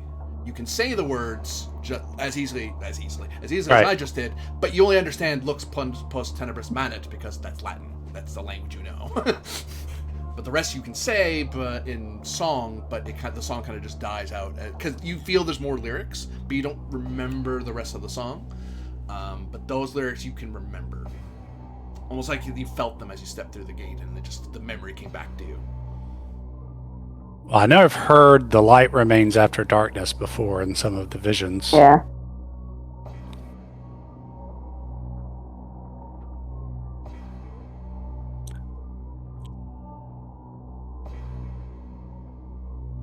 Let me scroll through my 53 now pages of notes.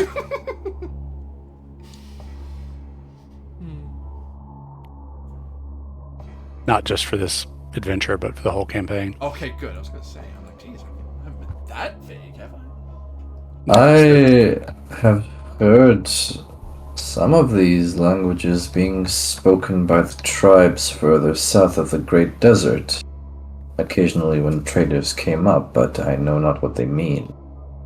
At least that's what it sounds like.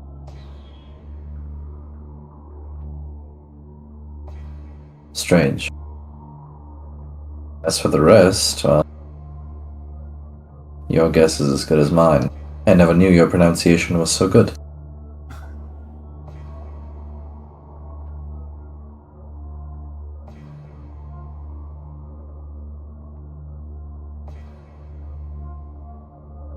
Yeah, that whole the light remains after darkness has been an ongoing theme throughout.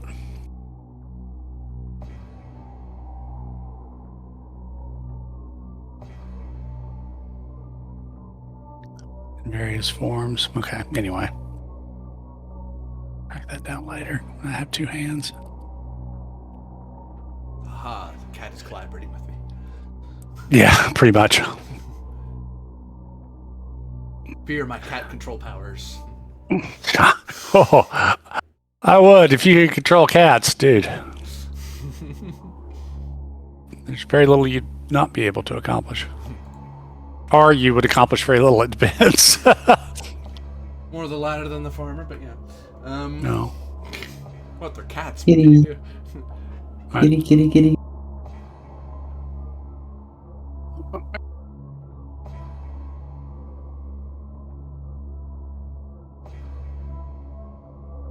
Oh, so, what is the deal now? Are we actually carrying Calypso to the hole, or...? I don't think we need to. That's what I got out of it, was that, I mean, we could toss her in the hole. But that would just force the decision on her, right? Right. I mean, so it would either be, she chooses the right way or dies, or we let her make the choice for free, and she either chooses the right way or dies. I mean, it's a win-win situation, whichever way you put it, right? I mean, I'd rather let players. I mean, Tiberius is 100% right. If she chooses wrong, then she's no longer of the Imperial cult. She's betrayed the Lex Arcana and the. And it's not even Arcana. a tolerated cult, so right. we are so well within the Lex Imperialis to behead. We her. have to take her down. Yeah. I mean, I guess we could arrest her and turn her in, but I'd still like it to be, a player-driven choice. She could keep. Yeah, 100%, 100%. So, with that in mind, why don't we carry her out of here and see if we can meet that which has been stalking us and finally slay it and get our horses back, or get brutally ambushed and mangled and die and create new characters. Yeah. Ones that are more balanced and Yeah. I think that's we were good. Alpha Squad, but now we're Beta Squad. And once Beta dies, we'll go on to Delta. And then we don't die anymore. So you send your way back out of the cave? Yeah, I think we can still keep Calypso bound for the time being, considering... I mean, she's not waking up, right? No. Yeah, and I'm gonna give another shot going out to see if I can't sneak and see our stalker. I mean, I know I didn't do real well last time, but let me ask you this: is it sunset? It is by the time you get back out again, yeah. Okay, in that case, oops, wrong thing.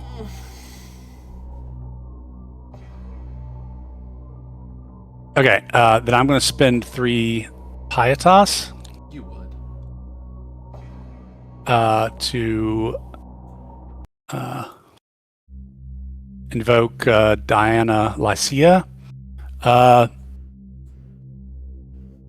Basically lowers the difficulty of all Decorpora and Denatra rolls. As an explorer, I can roll Denatra for any action normally resolved with Decorpora, and the Decorpora bonuses for specialty still apply. So instead of rolling Decorpora for this, I'll be rolling Denatra and adding my stealth bonus. Yeah. Pardon me, sorry. It only runs from sunset to sunrise, but it's pretty powerful for 3 pietas. Oh, you rolled very well. It's dark out. The night has settled. But you do not see what lurks in the night, if anything at all. Okay. You know what? I'm going to spend 6 and re-roll that Denatra and add it together.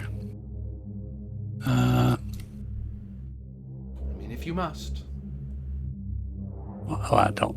It's not that I must, but I'm If thou must. sick of losing to this guy. Thou must.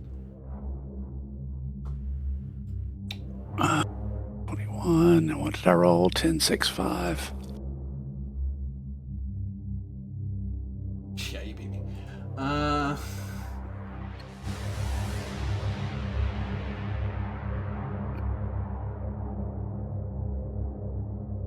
He's way up on a mountain with a telescope. Off in the snowy drifts, huddled behind a remnant of bush, there's a person who is draped in some linen and huddled next to it, and you can see through the branches a figure that is not a rock nor snow, but is in fact a person covered in light-colored clothing. What's the distance to him? You are currently at long range, to give you an idea of range attack. Which I'm not... That's Lex Arcana fuzziness there. So they're far away enough they can see you, and you can see them, but it would take time for you to close distance to each other. So just enough that they can see the entrance and your comings and goings. Okay. I'll note they do not see you, because you've completely blinkered them. They'll... Unless... Yulia and Tiberius also beat her roll. She'll see them, but not you. Okay. That's stupid. I'm going to attempt to stealth my way up to her, close. Yulia and Tiberius, what are you two doing? As Corvus vanishes into the night and into the snows. Can we position ourselves maybe at the mouth of the cave? I don't know if we could have just like agreed on some signal before Corvus went out. Like, hey, if you find anything, make the call of a bird that does not normally inhabit this place, and then we'll know that it's maybe safe or if you're in danger. Well, I'm sure you and I share legionary whistles and. Oh, sure, that works too. That's probably even better. Yeah, so I don't know. Position ourselves at the mouth of the cave, somewhere in the darkness, looking out, and if we hear anything or see anything, then it's go time. I will need Decapore from the both of you because you're trying to hide from you're trying to hide yourselves a bit. Can I lead this one if it's a stealth roll? Each of you are kind of rolling your own thing. It's whether or not she sees each of you. So you're basically trying to beat difficulty 12. Okay, would a spec in a difficulty 12? Yeah, because that's what she rolled.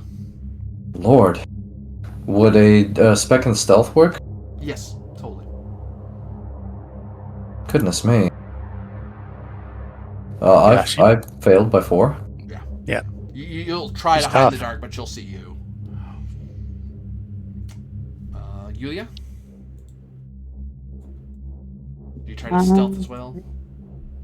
Try. Try being the operative word. Oh, Corvus, did you hand up the banner so you're not just walking around in the dark with a friggin' Aquila? Yeah, it's probably a good idea, yeah. I'll hand it to Yulia. I think she's got the encumbrance to deal. Yeah, I do. It's 2. So I'm not particularly stealthy. Yeah. No wonder you failed. You're walking around with an Aquila. But yeah, Corvus, you're able to close distance with the shadow figure, who clearly sees Yulia and Tiberius, and you can see them too. They're making efforts, but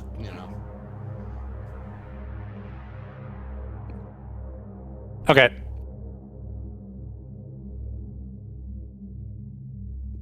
At most, the cloaked figure only sees Ferox flying around, but that doesn't mean you're there. Right. That just could be a bird. Right. That's not unusual. I'll have our horses back, if you please. I say.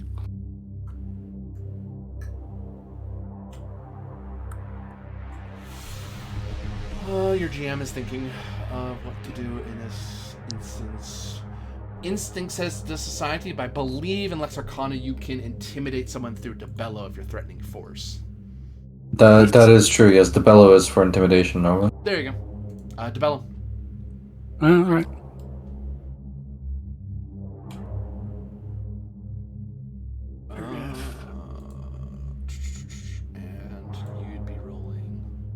It's not great. It's not great. Good, we're both rolling not great. But I'm rolling badly and rolling not great. Because I don't think my Hunter of Men comes in here.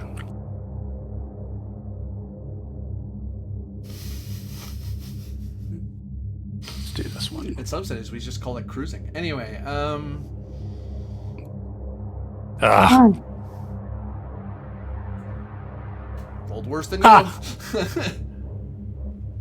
They freeze. The figure kind of, you can see amidst their hiding spot, they turn very slowly and look at you as you basically huddled up right next to them. Right. The only thing separating you is probably that bit of linen that's pale colored, and it's just they're kind of peeking out through the branches. I don't have them anymore. I sent them away. So That's inconvenient. Where did you send them? And why have you been... Is this like the same person we caught glimpse of earlier when we Yes. first entered the forest? it is. And why have you been following us since we entered the forest? Are you bandit? Are you curious? I'm a Sicarai. How dare you? An assassin? How is Pluto these days? Is that what the Lex Arcana assassins call themselves?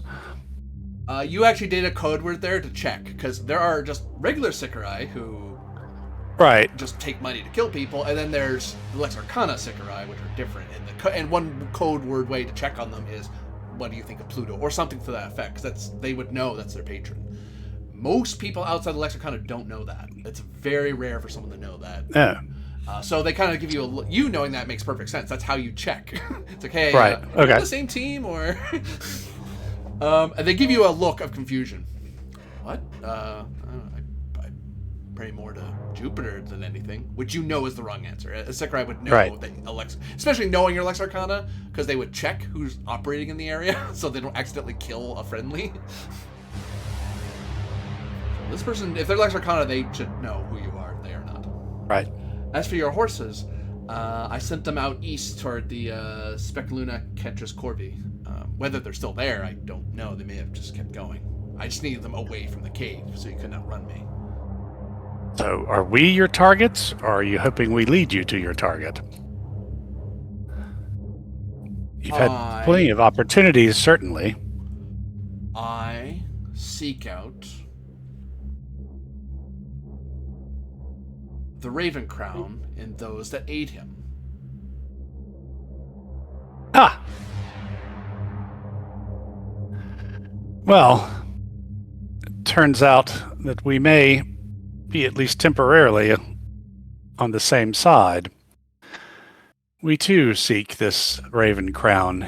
Apparently it is it that is our primary opponent in these hills and woods.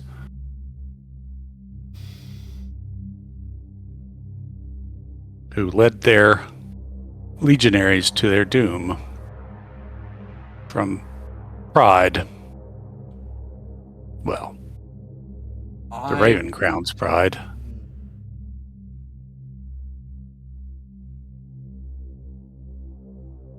I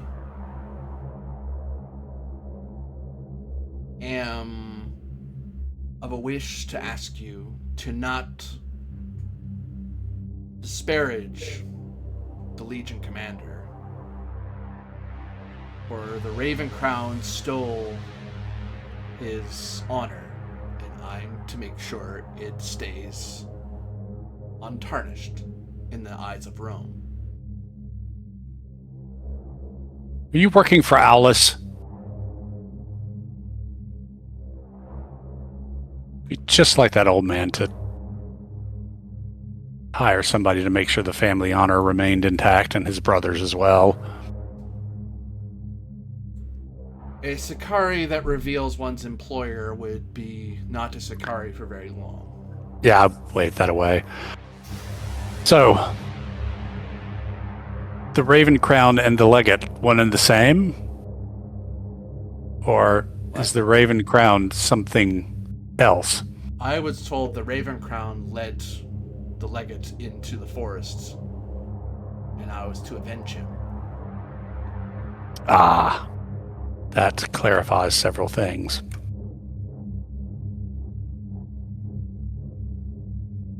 So, functioned as theoretically, as the Legate's Explorato.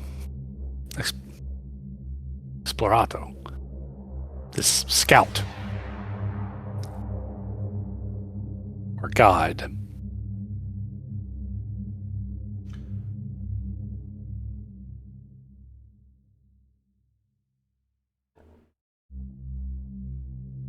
Well then, I too, having long been friends with Alla Septimus, and it was he, after all, who set me on the course of my life, would rather not see his family's honor tarnished, and this Raven Crown is, as I said, apparently the entity we must deal with in these woods. So what say you? Temporary alliance? While our objectives align? To society. Can I help with that, or terrible. are we? If Are Corvus you out calls of your? If Corvus calls you over, otherwise he's on his own. Oh, He's hiding out somewhere in the snow somewhere. Oh. Yeah, I'm afraid if I gesture you guys over, then this guy will rabbit. This person will rabbit. I don't think I know its gender. God.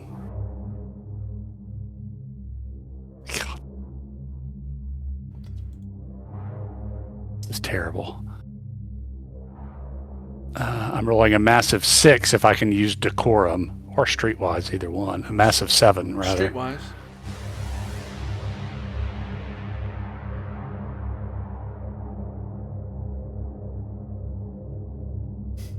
Eh.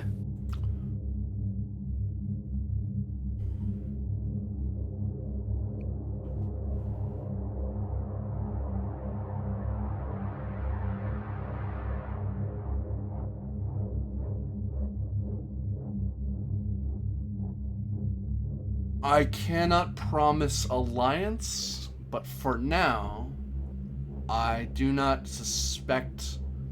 Rather, I have no evidence to suggest you are with the Raven Crown, or you are disparaging the Legate's name. So until I am proven wrong, they shrug. The only people I'm with are my Contubernium, the Cohor Arcana, and His Majesty the Emperor of Rome. We are in this region ultimately doing his will. And I am doing as coin commands.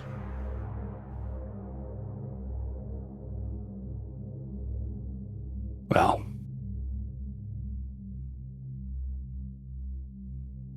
see that you remember whose head is on those coins.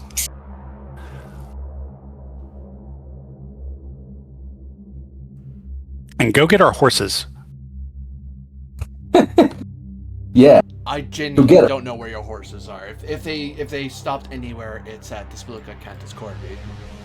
But they may have just kept going. I wasn't really trying to send them there. I just sent them east to get them away from you. But if they stopped to eat, that's where they'd stop, I would think.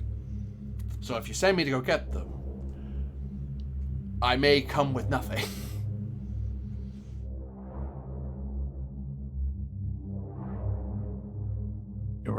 Assuming something hasn't eaten them by now. Or scared them off. These are not safe mountains after all. Well, I would accept the price of 4 good Imperial horses. In silver or gold. Oh, either would be fine. Or you can go get them. Hold on. Oh, okay. Hold on. You see them fishing around in their pouches. And they finally break their stealth, because usually Tiberius says, where the hell is Corvus? You see Ferox around, so he's somewhere out there, until, there's a person behind a bush. They have Paying Corvus. Yeah, paying Corvus with coin. They pay you in imperial stamped coin to the effect of the price of the horses. They seem to be rather well paid. They seem to be a rather successful assassin. Right. Well, good luck to you in your hunt. And you. And Pluto, I suppose. Well, in your profession, you do not want to get on his bad side. Nods at that, like, that's probably true. So yeah, and I'll head back. I'll head back over to my people. Can't grab that Ferox. There we go. Have you found anything? Oh, I found our tail.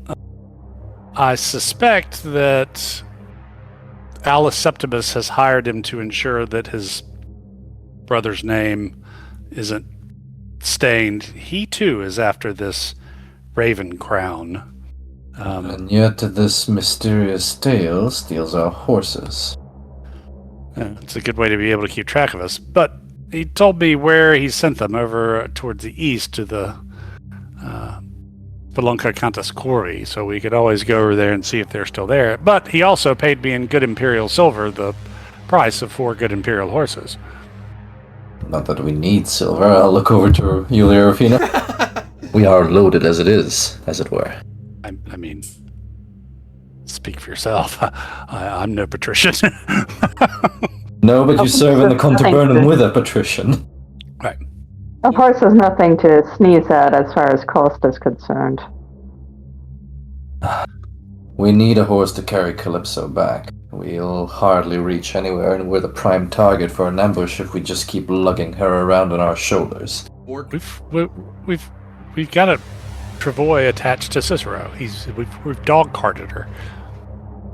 I mean, we can go east and look for the horses if you want. They may be there. They may not be there.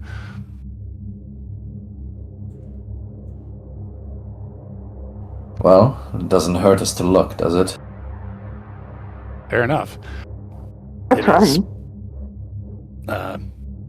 Night has fallen, however. We can travel through it. I think I can navigate us well enough with Diana's help. Or we can use the mouth of Echo's cave and make camp for the night.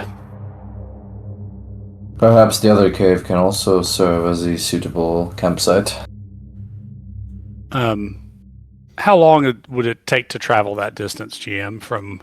On foot, you'd be eating a good chunk of... It'd be sunrise by the time you got there, probably. Oh, I see. Well, I suppose, gather some firewood, I'll get a fire going.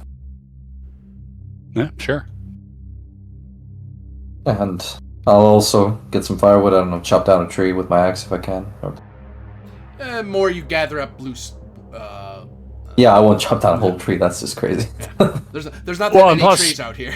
You're on the wrong side of a really hilly area. Most of the forest is on the north side, not the south side. Plus, with a decent night's rest, anybody who's wounded can recover most or a good chunk of their... Was it their vigor's amount? You get 3 because you're resting in the open rather than a comfortable place. I would argue inside of the cave with a fire. Oh, that's fair. Yep, nope, that's fair. Much less open. So you heal your vigor 3. You heal your vigor and HP because if you're treated. Yeah. I would ask each of you to give me Octortus as you sleep the night away. Oh boy, more dreams. Maybe. Octortus, you say? Just shreds, you say.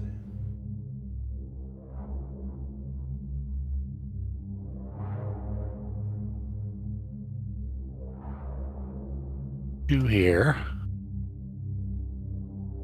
Allegedly, I have good Octortus.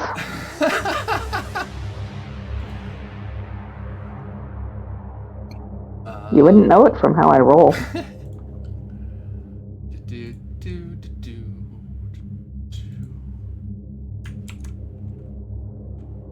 That's what it is. One of you has a dream.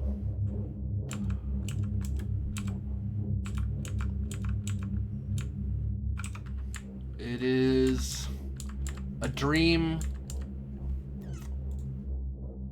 that Tiberius sees.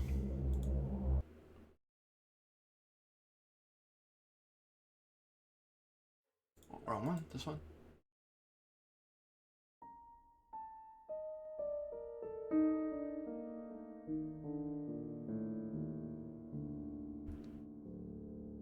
It is cold in winter.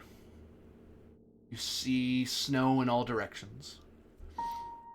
And on far horizon, you see mountains. On opposite horizon, you see, rather at your feet, you see mush and turned up mud. And then as you look to the opposite horizon, you see wildflowers stretching as far as you can see.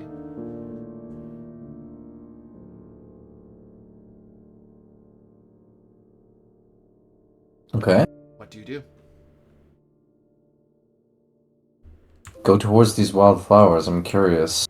I've been surrounded by herbs my entire life, yet I've never seen flowers like these. What is it that he wishes to achieve in his life? What does he dream to do, aspire to do? Well, a happy retirement perhaps would be something to look forward to, but as we all know, that service in the Lex Arcana most oftentimes does not end up happy. Just a good life, perhaps, at the end of it all, even if it's a selfish wish. A good life for him and his wife. Some plot of farm, children? Perhaps, yes.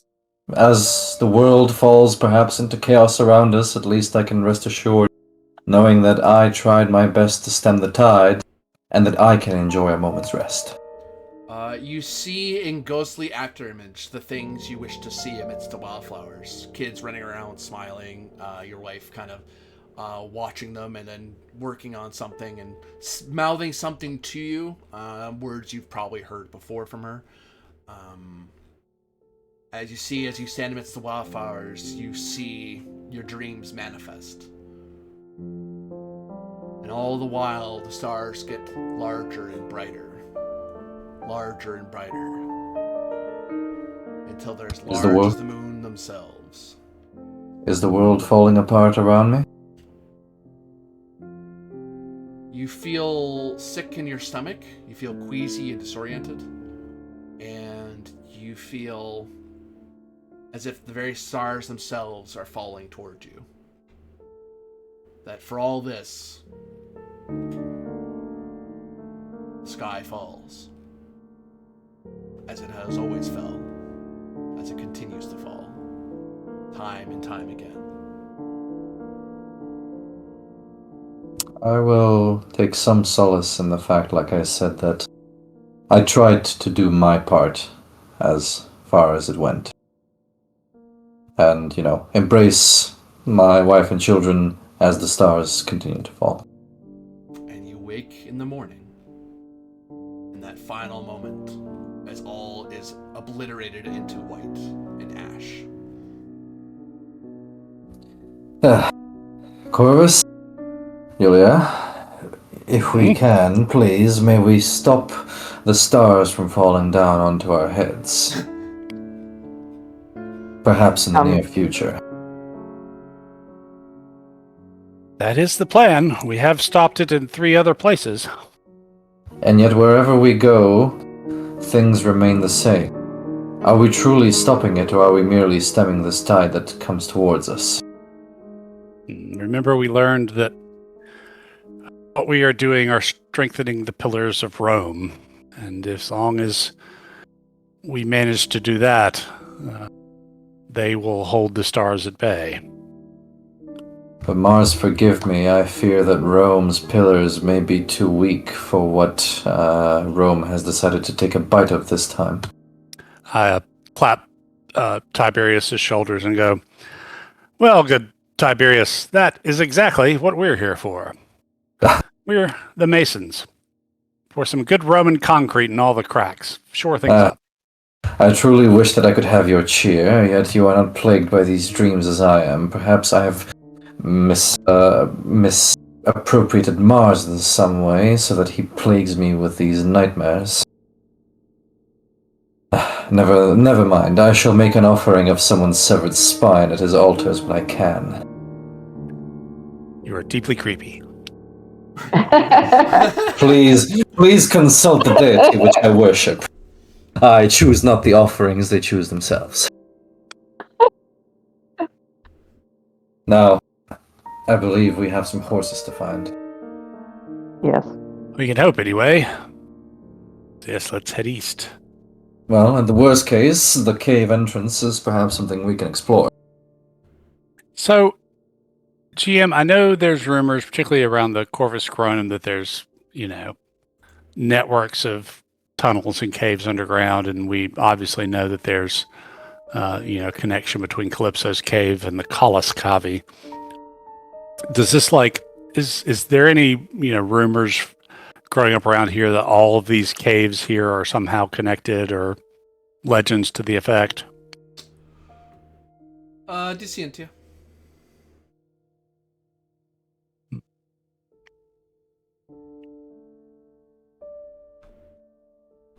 Don't know that any of the things I have would help.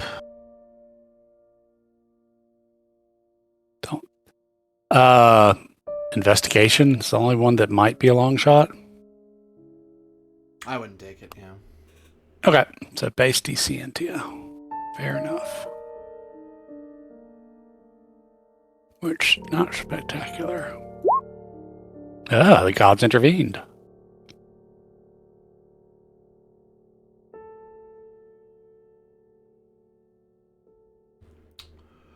You 15. You have heard that out that way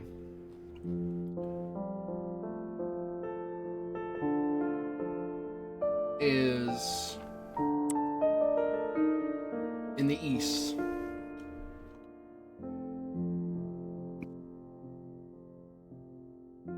Is where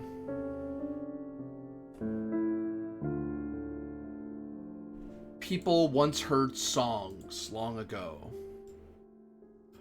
and sometimes were led astray into the hills. Children were taught many times to not wander in those caves, but supposedly it was a way for people in your grandfather's day or grandfather's day, a way to steal one's soul against the elements and spirits.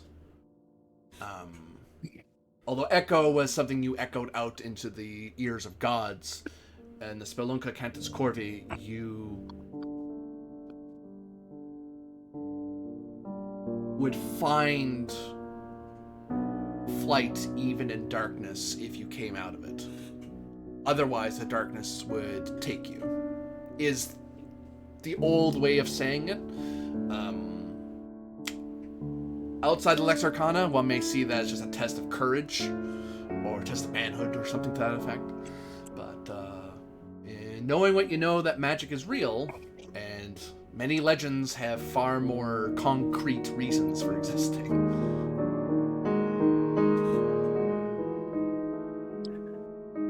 So it was said that if you made your way out, there was light. Said that again? You would enter darkness and then find yourself able to take flight out of the darkness rather than being taken by the darkness.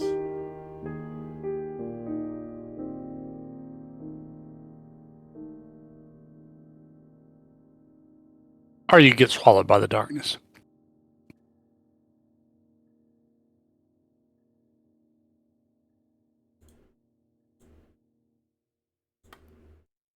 Okay.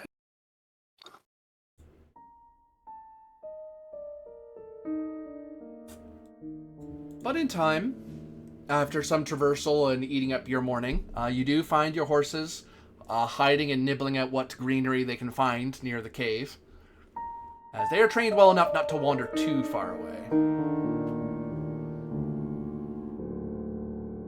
Excellent. And by sheer luck, they've been able to subsist around here and wander around and graze. From what you can see, there does look to be like the hills kind of loop out this way and then connect up with the way higher mountain range.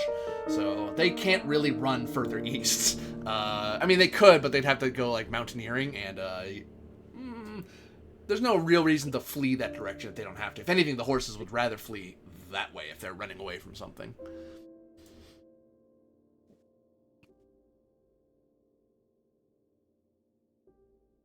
And you find that the edges, there's little sticks near the entrance of the cave with black feathers affixed to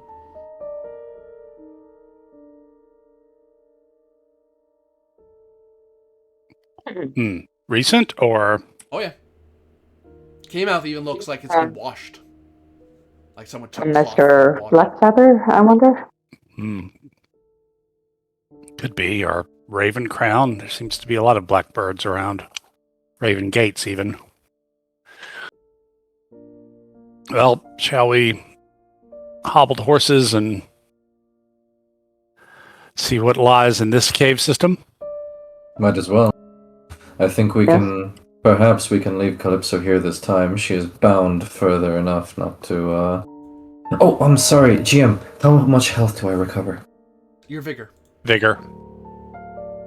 In total, if my vigor is 13, I recover 13. Yep. Sweet. Up to your max. Up to your max, yeah. That is up to my max indeed. Very good. In that case, yes. Do you think it is safe to leave Calypso out here? I mean, the last time we left something outside of a cave, it got stolen. I mean, yes, but at least this time you made peace with our tail, is that correct? Well, non-interference anyway, assuming that that's the only entity out here we have to fear. I would personally feel more comfortable, even though it's going to be some trouble, taking Calypso with us. I mean, we've got her on a Travoy. So I suppose, in any case. Oh, come on, Cicero, let's carry her into the cave. Orc. Yeah, at worst, let's, take her as far as we can. Yeah. So you all Plus, can you imagine next week where, Eula just wakes up as Calypso outside of a whole different cave with 4 horses. That's true. By herself. And bound hand and foot. Right. With wolves, probably.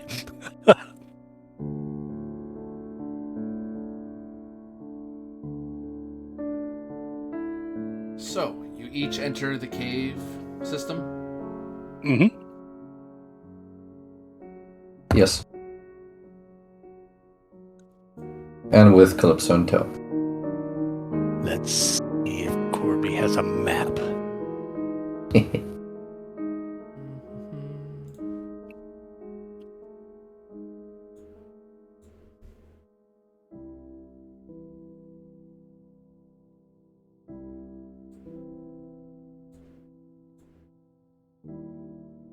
Wait, I may need to do this. Then this to make sure I did what I want to do.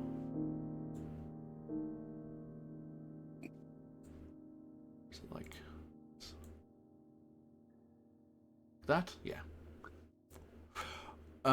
We gained it. Try to move. Our tokens? Yep. I mean, yeah, I can... okay, we are confined within a box, it would seem. I am Thusly. also confined within a box. Okay. Yeah, I can't move Ferox, but...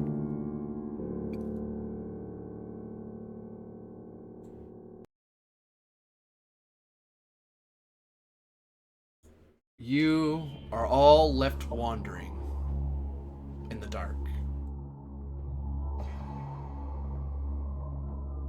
Your torchlights and lantern only lighting so many feet in front of you.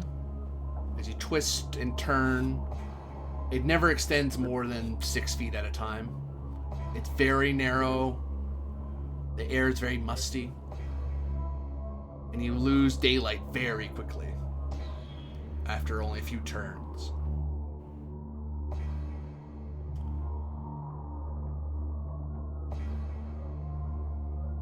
You're not sure you know how to get out. Where are we? Well, let's see if we can figure it out. Exploration rolls, navigation roll. Hey, exploration advanced roll. How did you know?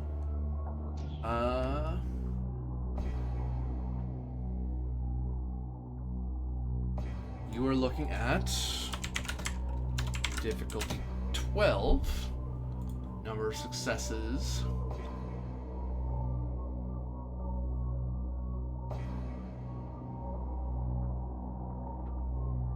Six. Okay, Ferox will lower that to difficulty 9, I think, by 1 level. Yep. And so 9 and 6. Okay. Oh. I did not mean to roll intervene. there. 21. Yeah, Roll20 did something weird to me there. I didn't choose dice or anything. Do you mind if I just... Okay. Every time I hit it, it's rolling something instead of giving me the menu. That's intervened for me. Let me log off the game and log back on, see if that fixes it. Wow. My roll That's is intervened. spectacular. One more. Yeah, one more. Okay. Yeah, one more. Go get him. Oh, man. That's one success. So, 13. All right, let me try this again. Roll 21. There we go. We've got the menu back. Okay. Here we go. That's dead on. So that's what, 2 out of 6 for the first round? Hmm? The difficulty is 12. Oh, 9. You're right. I'm full of crap. You're Yeah. right. Yep. Okay, one more kick at the can. 2 suck. Let's go. I suck, more like. Oh, Just do not intervene this time. I continue in the poorest of fashions. Holy moly, look at that. So 3 on to 4. Yeah. Hey. 5. But. We're at 5, we need 6. Yep. Correct? Okay. I'll spend another 6 pietas to... You can only get 3 at any one time. Like any Oh, one person can only do 3 degrees of success. Because 7 or more is 3 degrees. You'd need someone else to also do well. Oh, okay. Sorry. You're being held back by your team.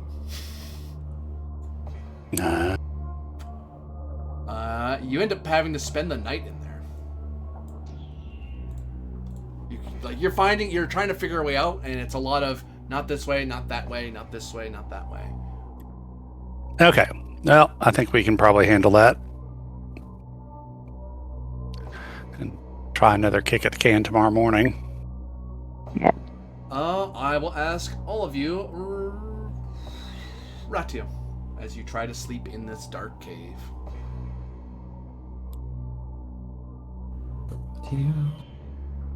That's you. Okay. Any bonus for an evening prayer to Diane of the Underworld? No, sadly. You know what? I'll give you 1. Why not? Okay.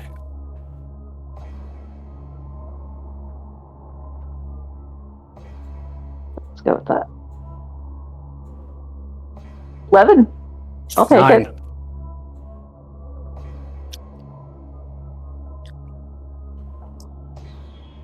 You have lost Tiberius, as well as his dog, which also means you lost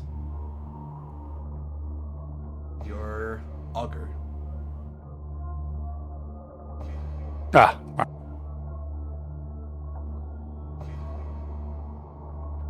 Okay, so first task, find Tiberius and the dog and the auger. Yeah.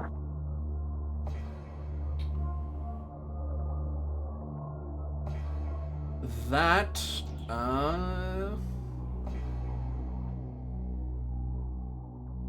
is difficulty 6, successes of 3 to find him. Because it happened pretty recently, so it's just a matter of figuring out where the hell he went. Exploration. Cynthia. What's the investigation? Yeah. Okay. Just trying to figure out why the hell he left his bedroll. Why did he just get up and leave? Why did he go that way instead of this way? Why didn't he just stick where he was?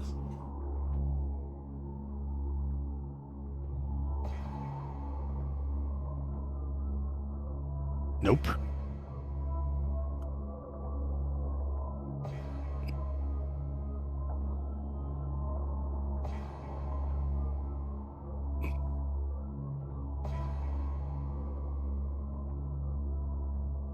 Let's see if I can assist.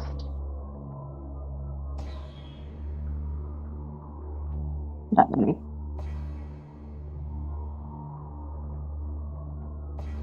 It's investigation, this go. Yeah, Cynthia. I was just double checking my focus. I assume that investigation does in fact apply. It does, yeah. Cool. There's one success. Yeah, 1 success. I rolled the correct number. You can try one. You can each try one more time to see if you find him today. Otherwise, you're not sure where he went for today. Let's give it a go. There you go. There we go. Yay. Oh, I made it 2.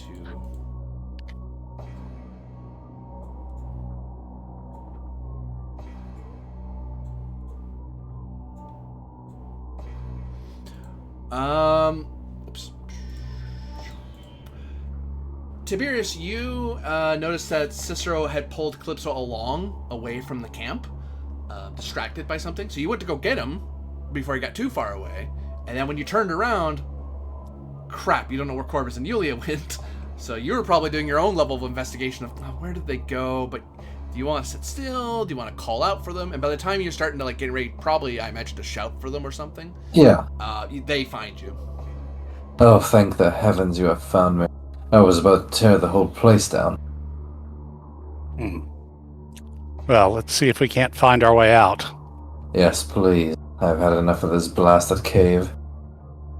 You all hear the caws of birds echoing through the chamber. Cicero kind of borks and tries to run towards them, but because Tiberius is awake, he can kind of literally grab him and go, no, stay where you are.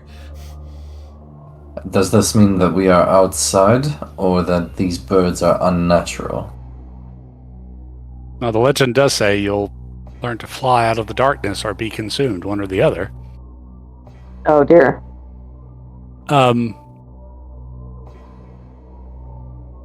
Don't suppose our lights give us any extra information. No, you can only see like 6 feet in front of you in any one direction. It's all twists and turns and narrow corridors. That's why there's no map. It's not really helpful to you to give it to you because you're literally twisting and turning in a labyrinth. And there's like any good labyrinth, there's probably something in there. Right. Which, by the way, I should check if it's there. Nope. Not yet, anyway. Other than being swallowed by it. Well, shall we continue to try and leave this place? Please. Okay. I think we need one more success on our exploration rolls.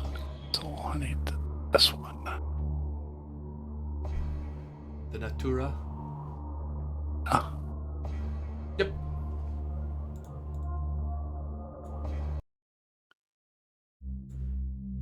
And eventually, you all make your way back out.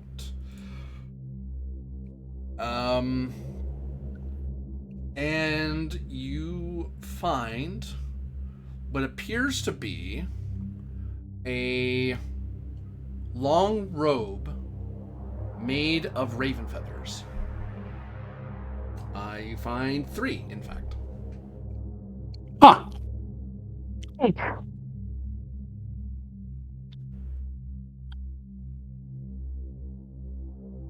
I will pick one up. It looks immaculate. There's a nice waterproof layer underneath. Oh, nice. And then the feathers are on the outside that kind of adds a good semblance of warmth. To it, you find that if you are trying to do things at night and trying not to be seen, so stealth-related things, you will have +2 to your stat. Because they basically make it harder for you to be seen. They also will help you with vigor rolls or anything to do with being cold, because you're in or wet, basically. So it's basically an all-weather stealthy cloak of raven feathers. To it, you actually recognize this is the exact same outfit that Blackfeather has. Nice. I'll definitely be grabbing that. That's excellent. I think you can finally get an item. You also get and Corvus, now that you have it, you recognize this is an old rite of passage that's not really done anymore.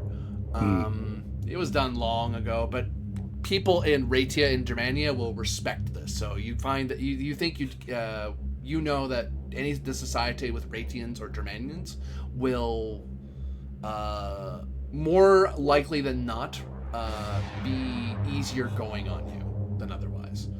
Well, thank goodness, because gods know I need all the help I can get in that regard.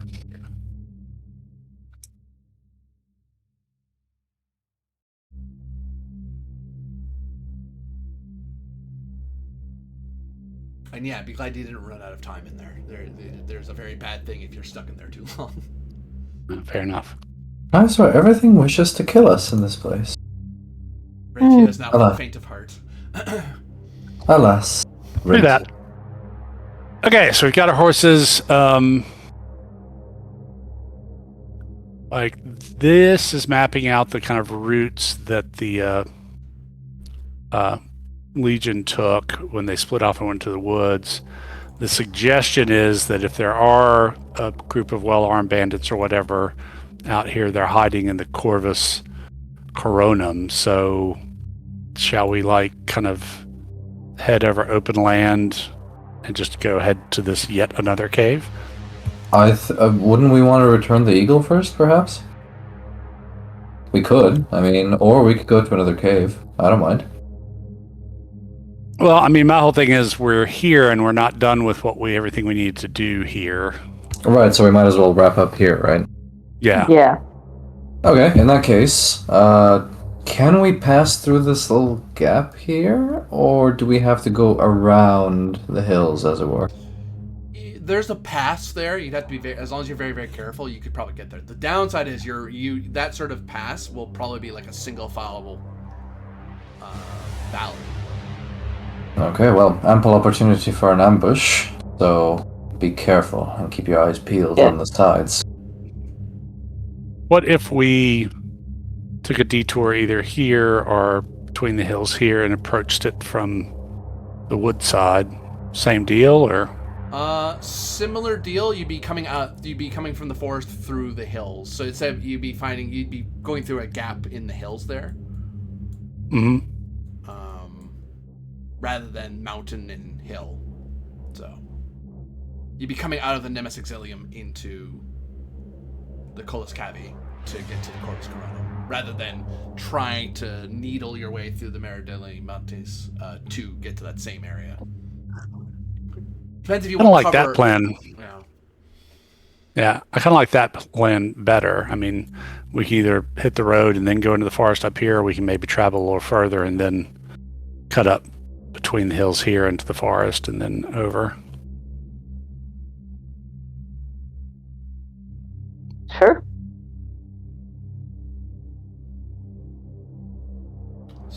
gray horse to at least here.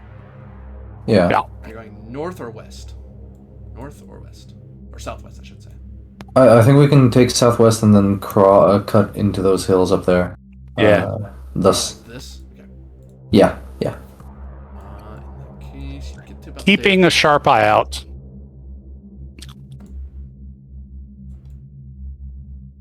You get to here by the time night falls. Sweet. Okay.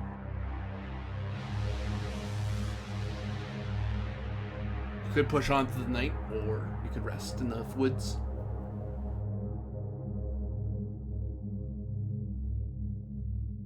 Do the woods seem safe to rest in? I mean, probably With not. the ritual ropes you've been walking around with, yes. Without them, you'd be worried about spirits bothering you. But since you have the blessings, you're pretty okay. Most spirits. Actually, yeah, I'd rather not push into a cave exhausted, so I think we can Okay. stop for the night and then make it by the morning or late morning to the cave. Maybe take I agree. watches against any non-spirits that might harass us. Sure. I'll take last watch. Okay. As you all take your rest, I will ask for sensibilities from each of you. Let's see if you spot anything in the dark. Okay.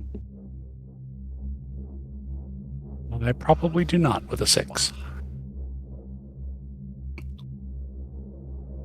I probably don't with a 5. And I most certainly don't with a 4. We've got a full scale going. Thank goodness we stood watch.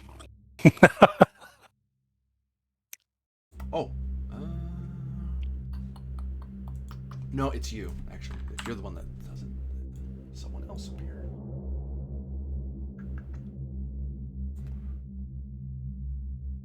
Corvus, as you're standing watch and everyone's sleeping, you see an old man in old armor approaching your fire. Don't suppose I recognize him from a dream. You do? Was he the old man who was singing the song on the stump? You. Nope.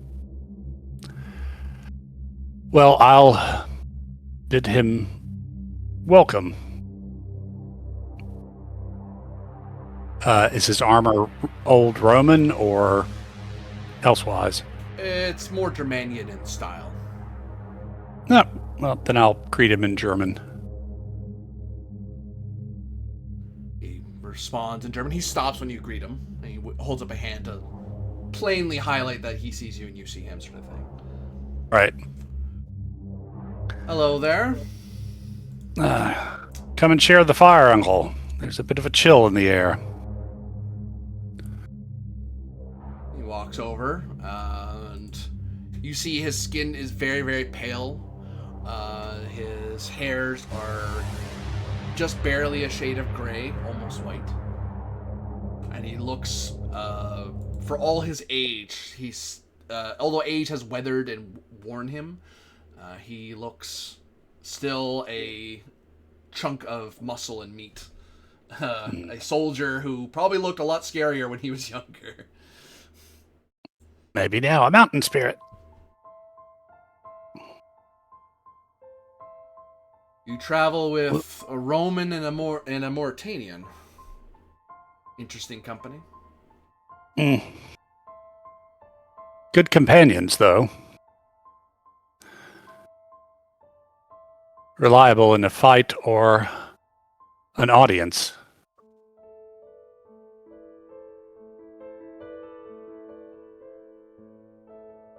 One uses the tools they have. Not the ones they wish to have. Chews on some food that they pull out of like a pack. Cicero kind of wakes up smelling food, and then he just kind of looks over, breaks off a bit, and tosses it in the dog's direction. Dog kind of looks at you. Cicero kind of gives you a look, like a bite sort of look. and looks at his master and looks at you like, should I wake him or are you good? I just kind of like shake my head for all the good that'll do. Doggo gives him a suspicious look,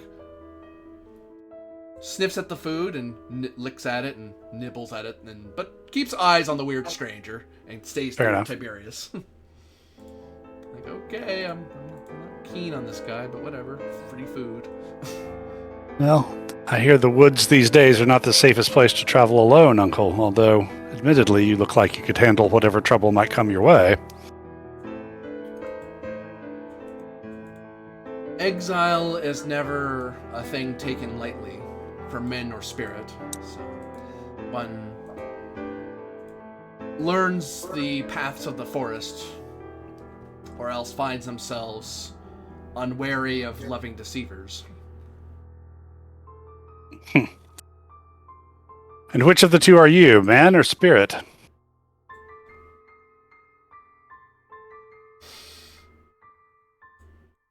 He looks at you. What do you think?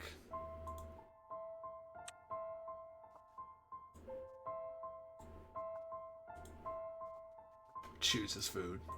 Looks back to the fire.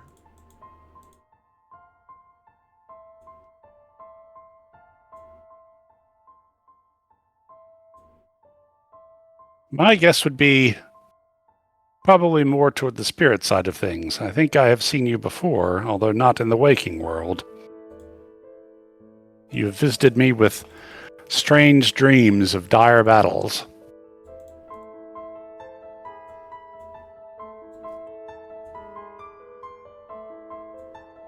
Chews some more. Kind of looks at his boot and kind of scuffs the toe a bit with his heel, knocking off a bit of snow that gathered there.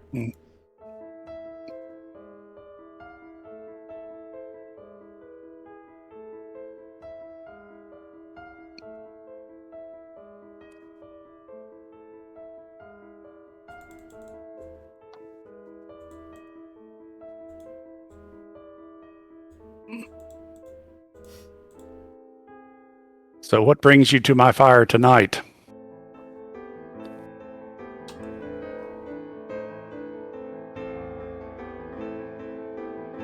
I see you wear raven feathers and huddle near a fire in strange lands.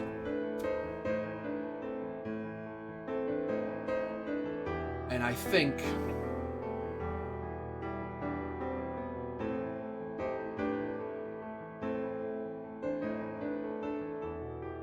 that things have been twisted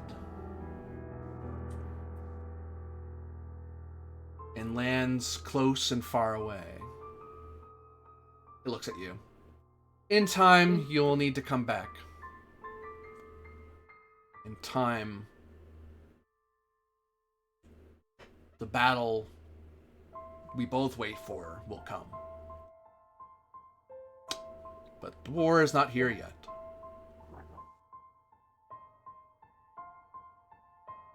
You must seek out the herald of the unseen dawn. For if you don't, part of Rome will never see the sun again.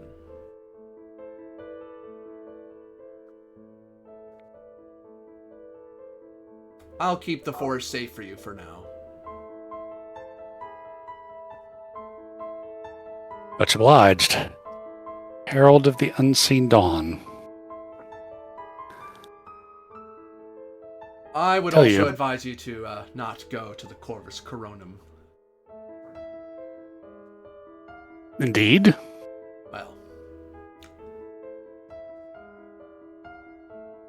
those who bear dagger for coin don't like being dishonored any more than a soldier does. You are like a merchant wandering into a battlefield, wondering why a legion masses against you, and why you are being robbed. You go there, that is the fate you will visit upon your Cantabarum.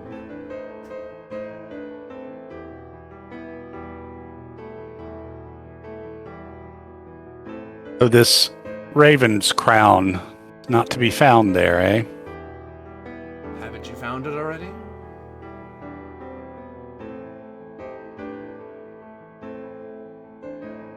what I understand, this is a person, Raven Crown.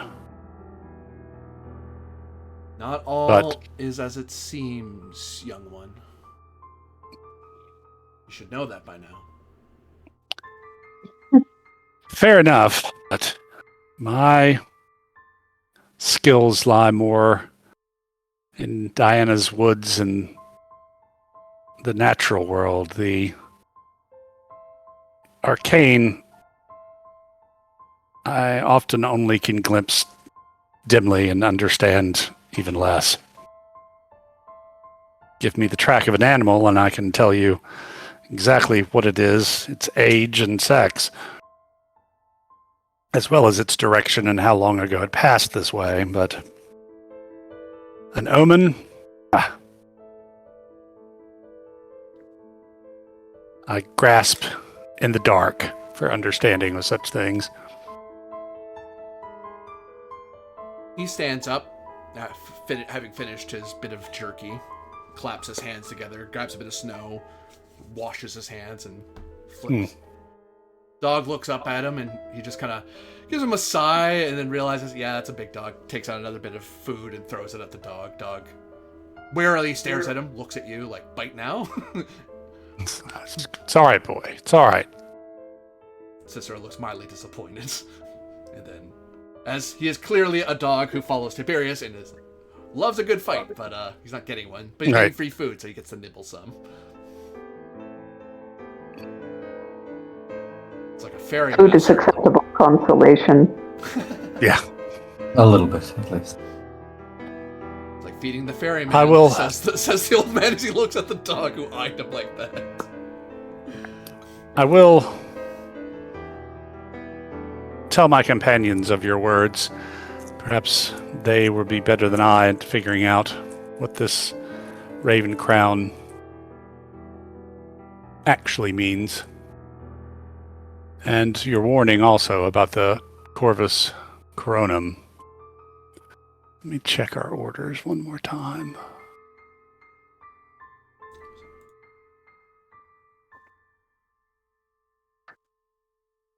Okay, we are in the Cursed Grove. Right. Although, so too, we are here to put the Nimbus Exilium back to rest.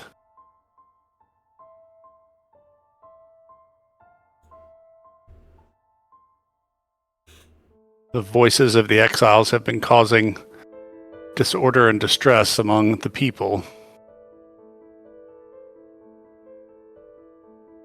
And do you think in this cave we'll find the answer? I don't know, I'm talking to this old German dude. Oh, sorry. He looks over at you. You have the means. And besides, do you hear them singing, calling out in the wood? Or do you only hear the bells on your ropes? He starts walking out into the woods. Farewell and carefully, Uncle. We'll see each Thanks other for your again. company.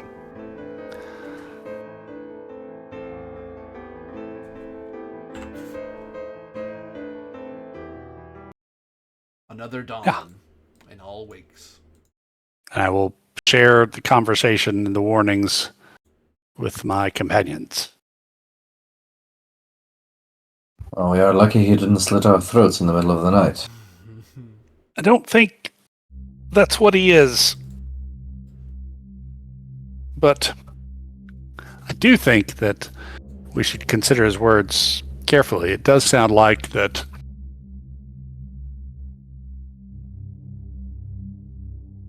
we're, at least if we go to the Corvus Coronum, will be heavily outnumbered. And he did suggest that we already have achieved the goal of this Raven Crown. Perhaps it means the Aquila rather than an individual.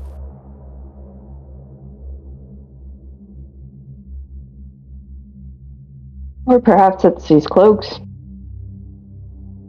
Could be.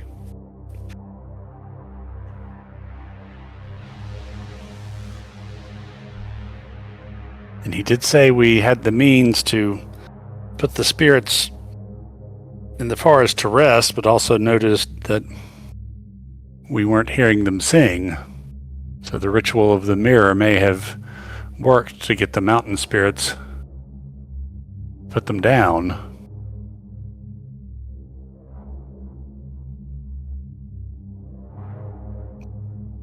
Can either of you make heads or tail of his words and what they might mean? Is this a magic thing, Jim? Yeah. Yeah. Wouldn't Do you mind if I give it a try? Say again, Yulia. Oh, I was just going to comment to Corvus. Wouldn't him saying we have the means to do so imply that we have not yet done so? But we could. He said that, and then he said, "But do you hear them? Do you hear them singing, or do you just hear the music of your bells on the ropes, on the knots, rather?" So, which he's right. We haven't heard the voices that we've been sent to investigate, not here. We heard the voices in the wind in the mountains on the Fenra Montes and near Vicus Notus.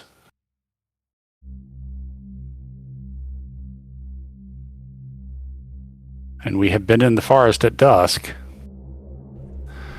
Then 12th Legion, we got the Lost Aquila, disappearances, local patrol, vanishing.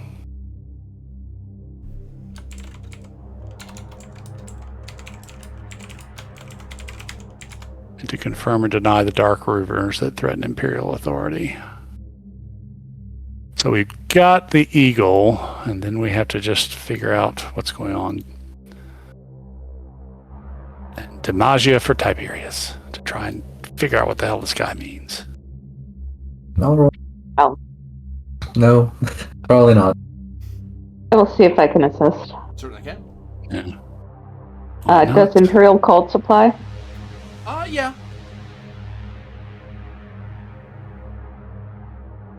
I am of no assistance.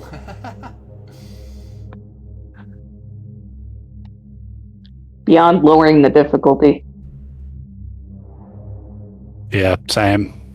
With assistance and y'all talking among yourselves, it occurs to you, Tiberius, that you have in your possession an item of a Roman god. Not one of the major ones, it's Echo, but you have an item of hers that turns back things.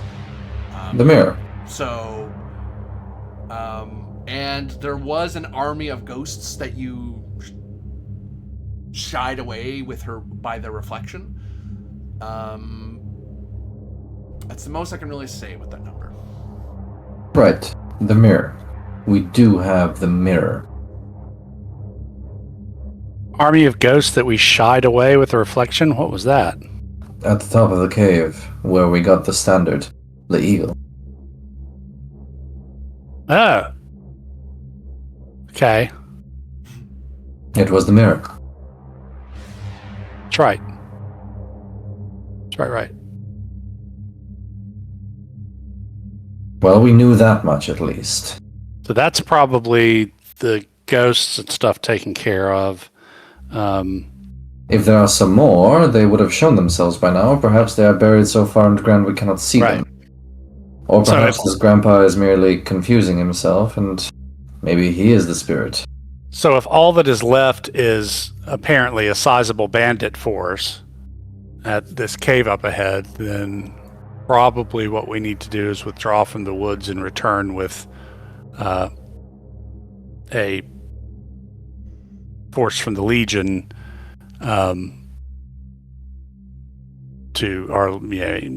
and help or let the local forces get on with routing out the bandits. So it becomes more of a temporal issue, although we can certainly lead them this direction.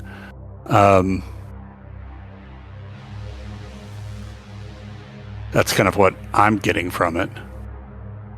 Because if it's just bandits, then that's normal Legion work. That's not really our thing.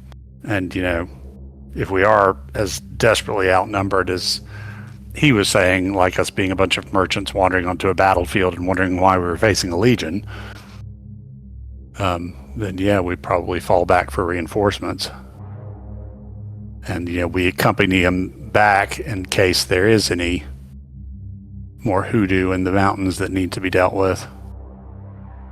I don't know about you, but it has been a while since there was a proper fight on our hands.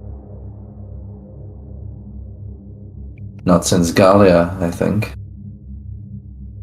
That's right, you missed the automatons. That is Well, and there's also the werewolves. You don't forget about the werewolves. Aye, but we weren't part of the cleansing of the mountains of the bandits, so to speak. The Legion took that honor. Well, We did the important part, yes, but the Legion now needs our assistance. Should the spirits befall them again, perhaps, with the eagle and the mirror in tow, we can beat them back. right. But I'm saying, if for the bandit issue, it's probably we go back and get regular military assistance and come in and deal with them rather than the... Yes, I'm wholeheartedly agreeing with you. yeah, Let's okay, go back, okay. let's Yeah. turn the eagle over, and let's bring a full-sized, 100 men? 200 men? Yeah, some element of a cohort, yeah. Yeah. I wholeheartedly agree. It has been a while. So, Yep. let's bloody our blades at least once in this province. So we can say we did it. But yeah, in any event, yeah, let's head back and restore the Aquila to its Legion. I imagine they are very worried about where it went. At least it'll restore some confidence of the troops in their commander, if you recall. Yep. They were a bit shaky.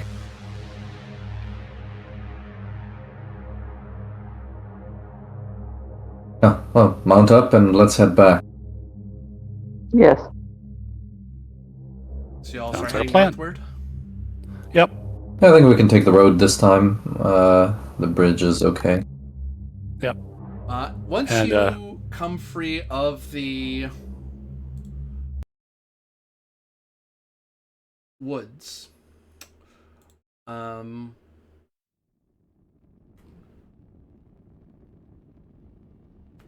you find yourselves, you find a weight on your mind lift, and your breath come more cleanly, as you are sure that the Nemes Exilium at this point is back to its normal ways. It will always be a place of spirits in danger. Yeah. But what was trying to influence the wood is now gone. The Legion that would have turned back, the Ghost Legion, has been thwarted, and the Eagle has been recovered. And you will easily find that when you call up a Legion, a Century, to march into the mountains, you will find later on that the Corvus Coronum is abandoned, as the bandits who were once there have realized through some mean that whatever advantage they had is gone, but they leave in quite a hurry, and it is...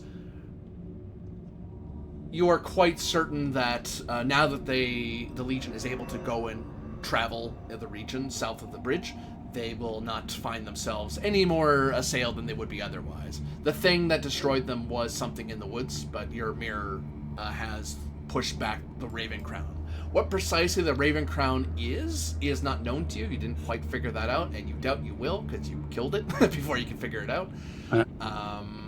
Now, the question I have, of course, is whether you reveal the truth of what happened to Aulus Septimus' brother and his foolhardy march against ghosts that he was not ready for.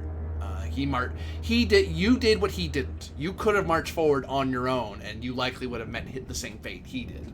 You would have marched to exorbitant numbers and been overwhelmed. Maybe you guys would have survived, maybe not. But he certainly marched forward and lost everything and lost an eagle, which will look bad on the Septimus family if that is revealed, or you can withhold that information and just simply report the return of the eagle. Depends whether or not... Could we report it only to his family about how he perished, or would that be improper as well? You could do that. It's whether or not you're reporting it to the governor and to the empire as a whole, if it becomes a well-known thing. Yeah, no, like, I feel at least his family should deserve to know the way that he passed, you know? At least, you know, if they had any qualms or doubts about it. But as far as the governor is concerned, well, the eagle is recovered. Why do you need to ask questions? Not your authority. It's Right. way above your pay grade. Yeah, Lex Arcana business. Yeah, I can talk with Alice since we're old friends, and kind of frame his brother's death properly. Yeah, and I'll frame it as in, yes, he charged in where likely he shouldn't, but then again, there was no way for him to know what he was charging in against. And, what he was charging against was something that the Lex Arcana, the Cohor's Arcana, is made to deal with, and not your normal Legion. So basically saying, he charged at it not knowing that it was something that, there was just no way that normal mortals could handle. So, this is how your brother died, but, he died well in Roman terms. And you'll find that you'll have quite a bit of time to respite and sojourn with Olus Septimus, and your discretion is greatly appreciated by him. And you get the feeling that as you tell him this and you give comforting words, that he kind of had an idea what really happened. But he doesn't have the resources of the Lex Arcana, so he couldn't fix it himself. So he was trying... Right. He didn't realize that the Raven Crown and his brother were the same person currently. So he thought he was sending someone after Raven Crown, and actually you probably just saved the assassin. And those bandits, those bandits were probably that assassin cohort that he had hired. That wasn't the only assassin, that was just the lead assassin that he hired. He doesn't say as much, but you're able to pick, this is a mundane matter you're able to figure out pretty quickly. He was spending all this money to send a bunch of assassins into the dark to hunt down a ghost, and they would have failed. Without the mirror, they were doomed, and a bunch of people were going to die. And what would have made that worse, if you took too much time, if you ran out of days, what would have happened is that the assassins would have turned into ghost soldiers, and now you have ghost assassins.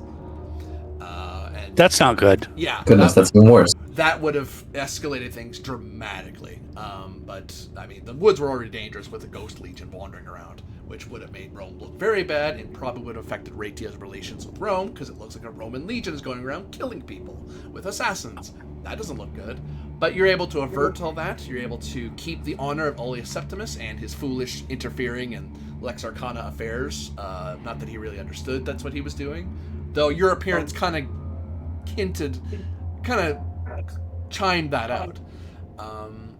As for the curator Gaius Tectritus and his curse, that was something to do with Raven Crown. You're not sure exactly what, but something unleashed Raven Crown, whatever that spirit was, into Ratia.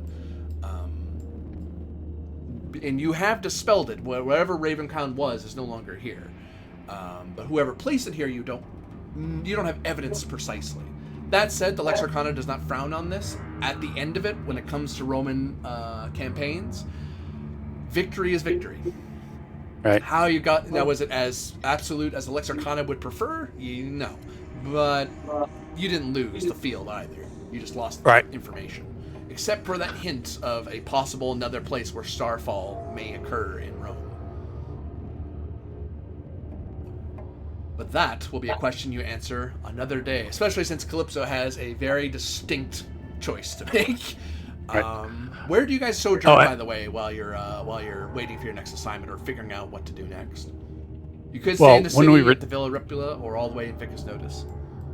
When we return the Eagle, I will definitely immediately send a Imperial courier to the Lex Arcana in Rome, urging them to send a priest or priestess of Echo and various acolytes to restore and reman the shrine, because that's just too dangerous of a place to leave untenanted. So definitely get that done.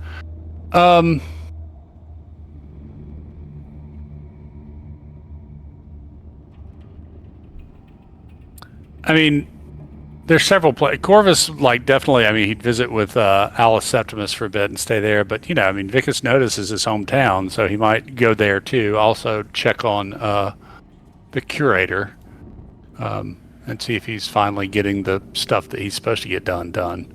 So probably between those two places. So all of you will be based more or less at a Vicus Notice when we come back to it. Mostly, yeah, I suppose, yeah. As opposed to being Augusta Vendilacorum. Like, you're not in the city, you're in the nearby village. Sometimes visiting the Villa Ripula. Right. Or if you guys want to be in the city, that's fine. Just, you know, that's Corvus's hometown, so yeah. Yeah. Yeah, no, I have no problem with that. Peaceful village life, you know, whatever.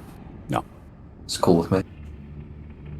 In time good. again, you will find that in your dreams, you saw a raven thieve a helmet from a mountaintop and carry it northward into the Black Forest. And yet, it is the sun that may or may not rise again that seems a bit more of a concern. But what exactly those dreams mean and the details, we will find out next time. For everyone watching out there, thank you very much for watching. For those of you playing, thank you very much for playing. And we'll see you all again next time. Bye.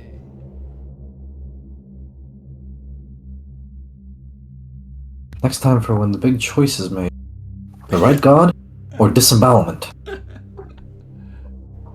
And Yulia's got speaking of a helmet, has a helmet that she brought out of the cave. And an amulet.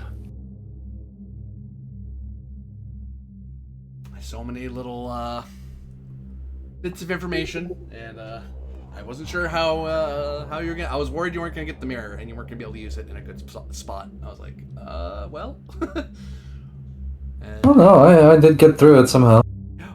That was the magic tests, like, damn. And Yule not being around, I was like, oh, I know what to do with Yule's character. While she's away. So it took me very, very much restraint not to just pull out the axe and like smack her on the head with it. That's a roll I could have won, maybe. I was rolling D18 and everything, and Corby was rolling well. What was I supposed to do? Corvus is out there splashing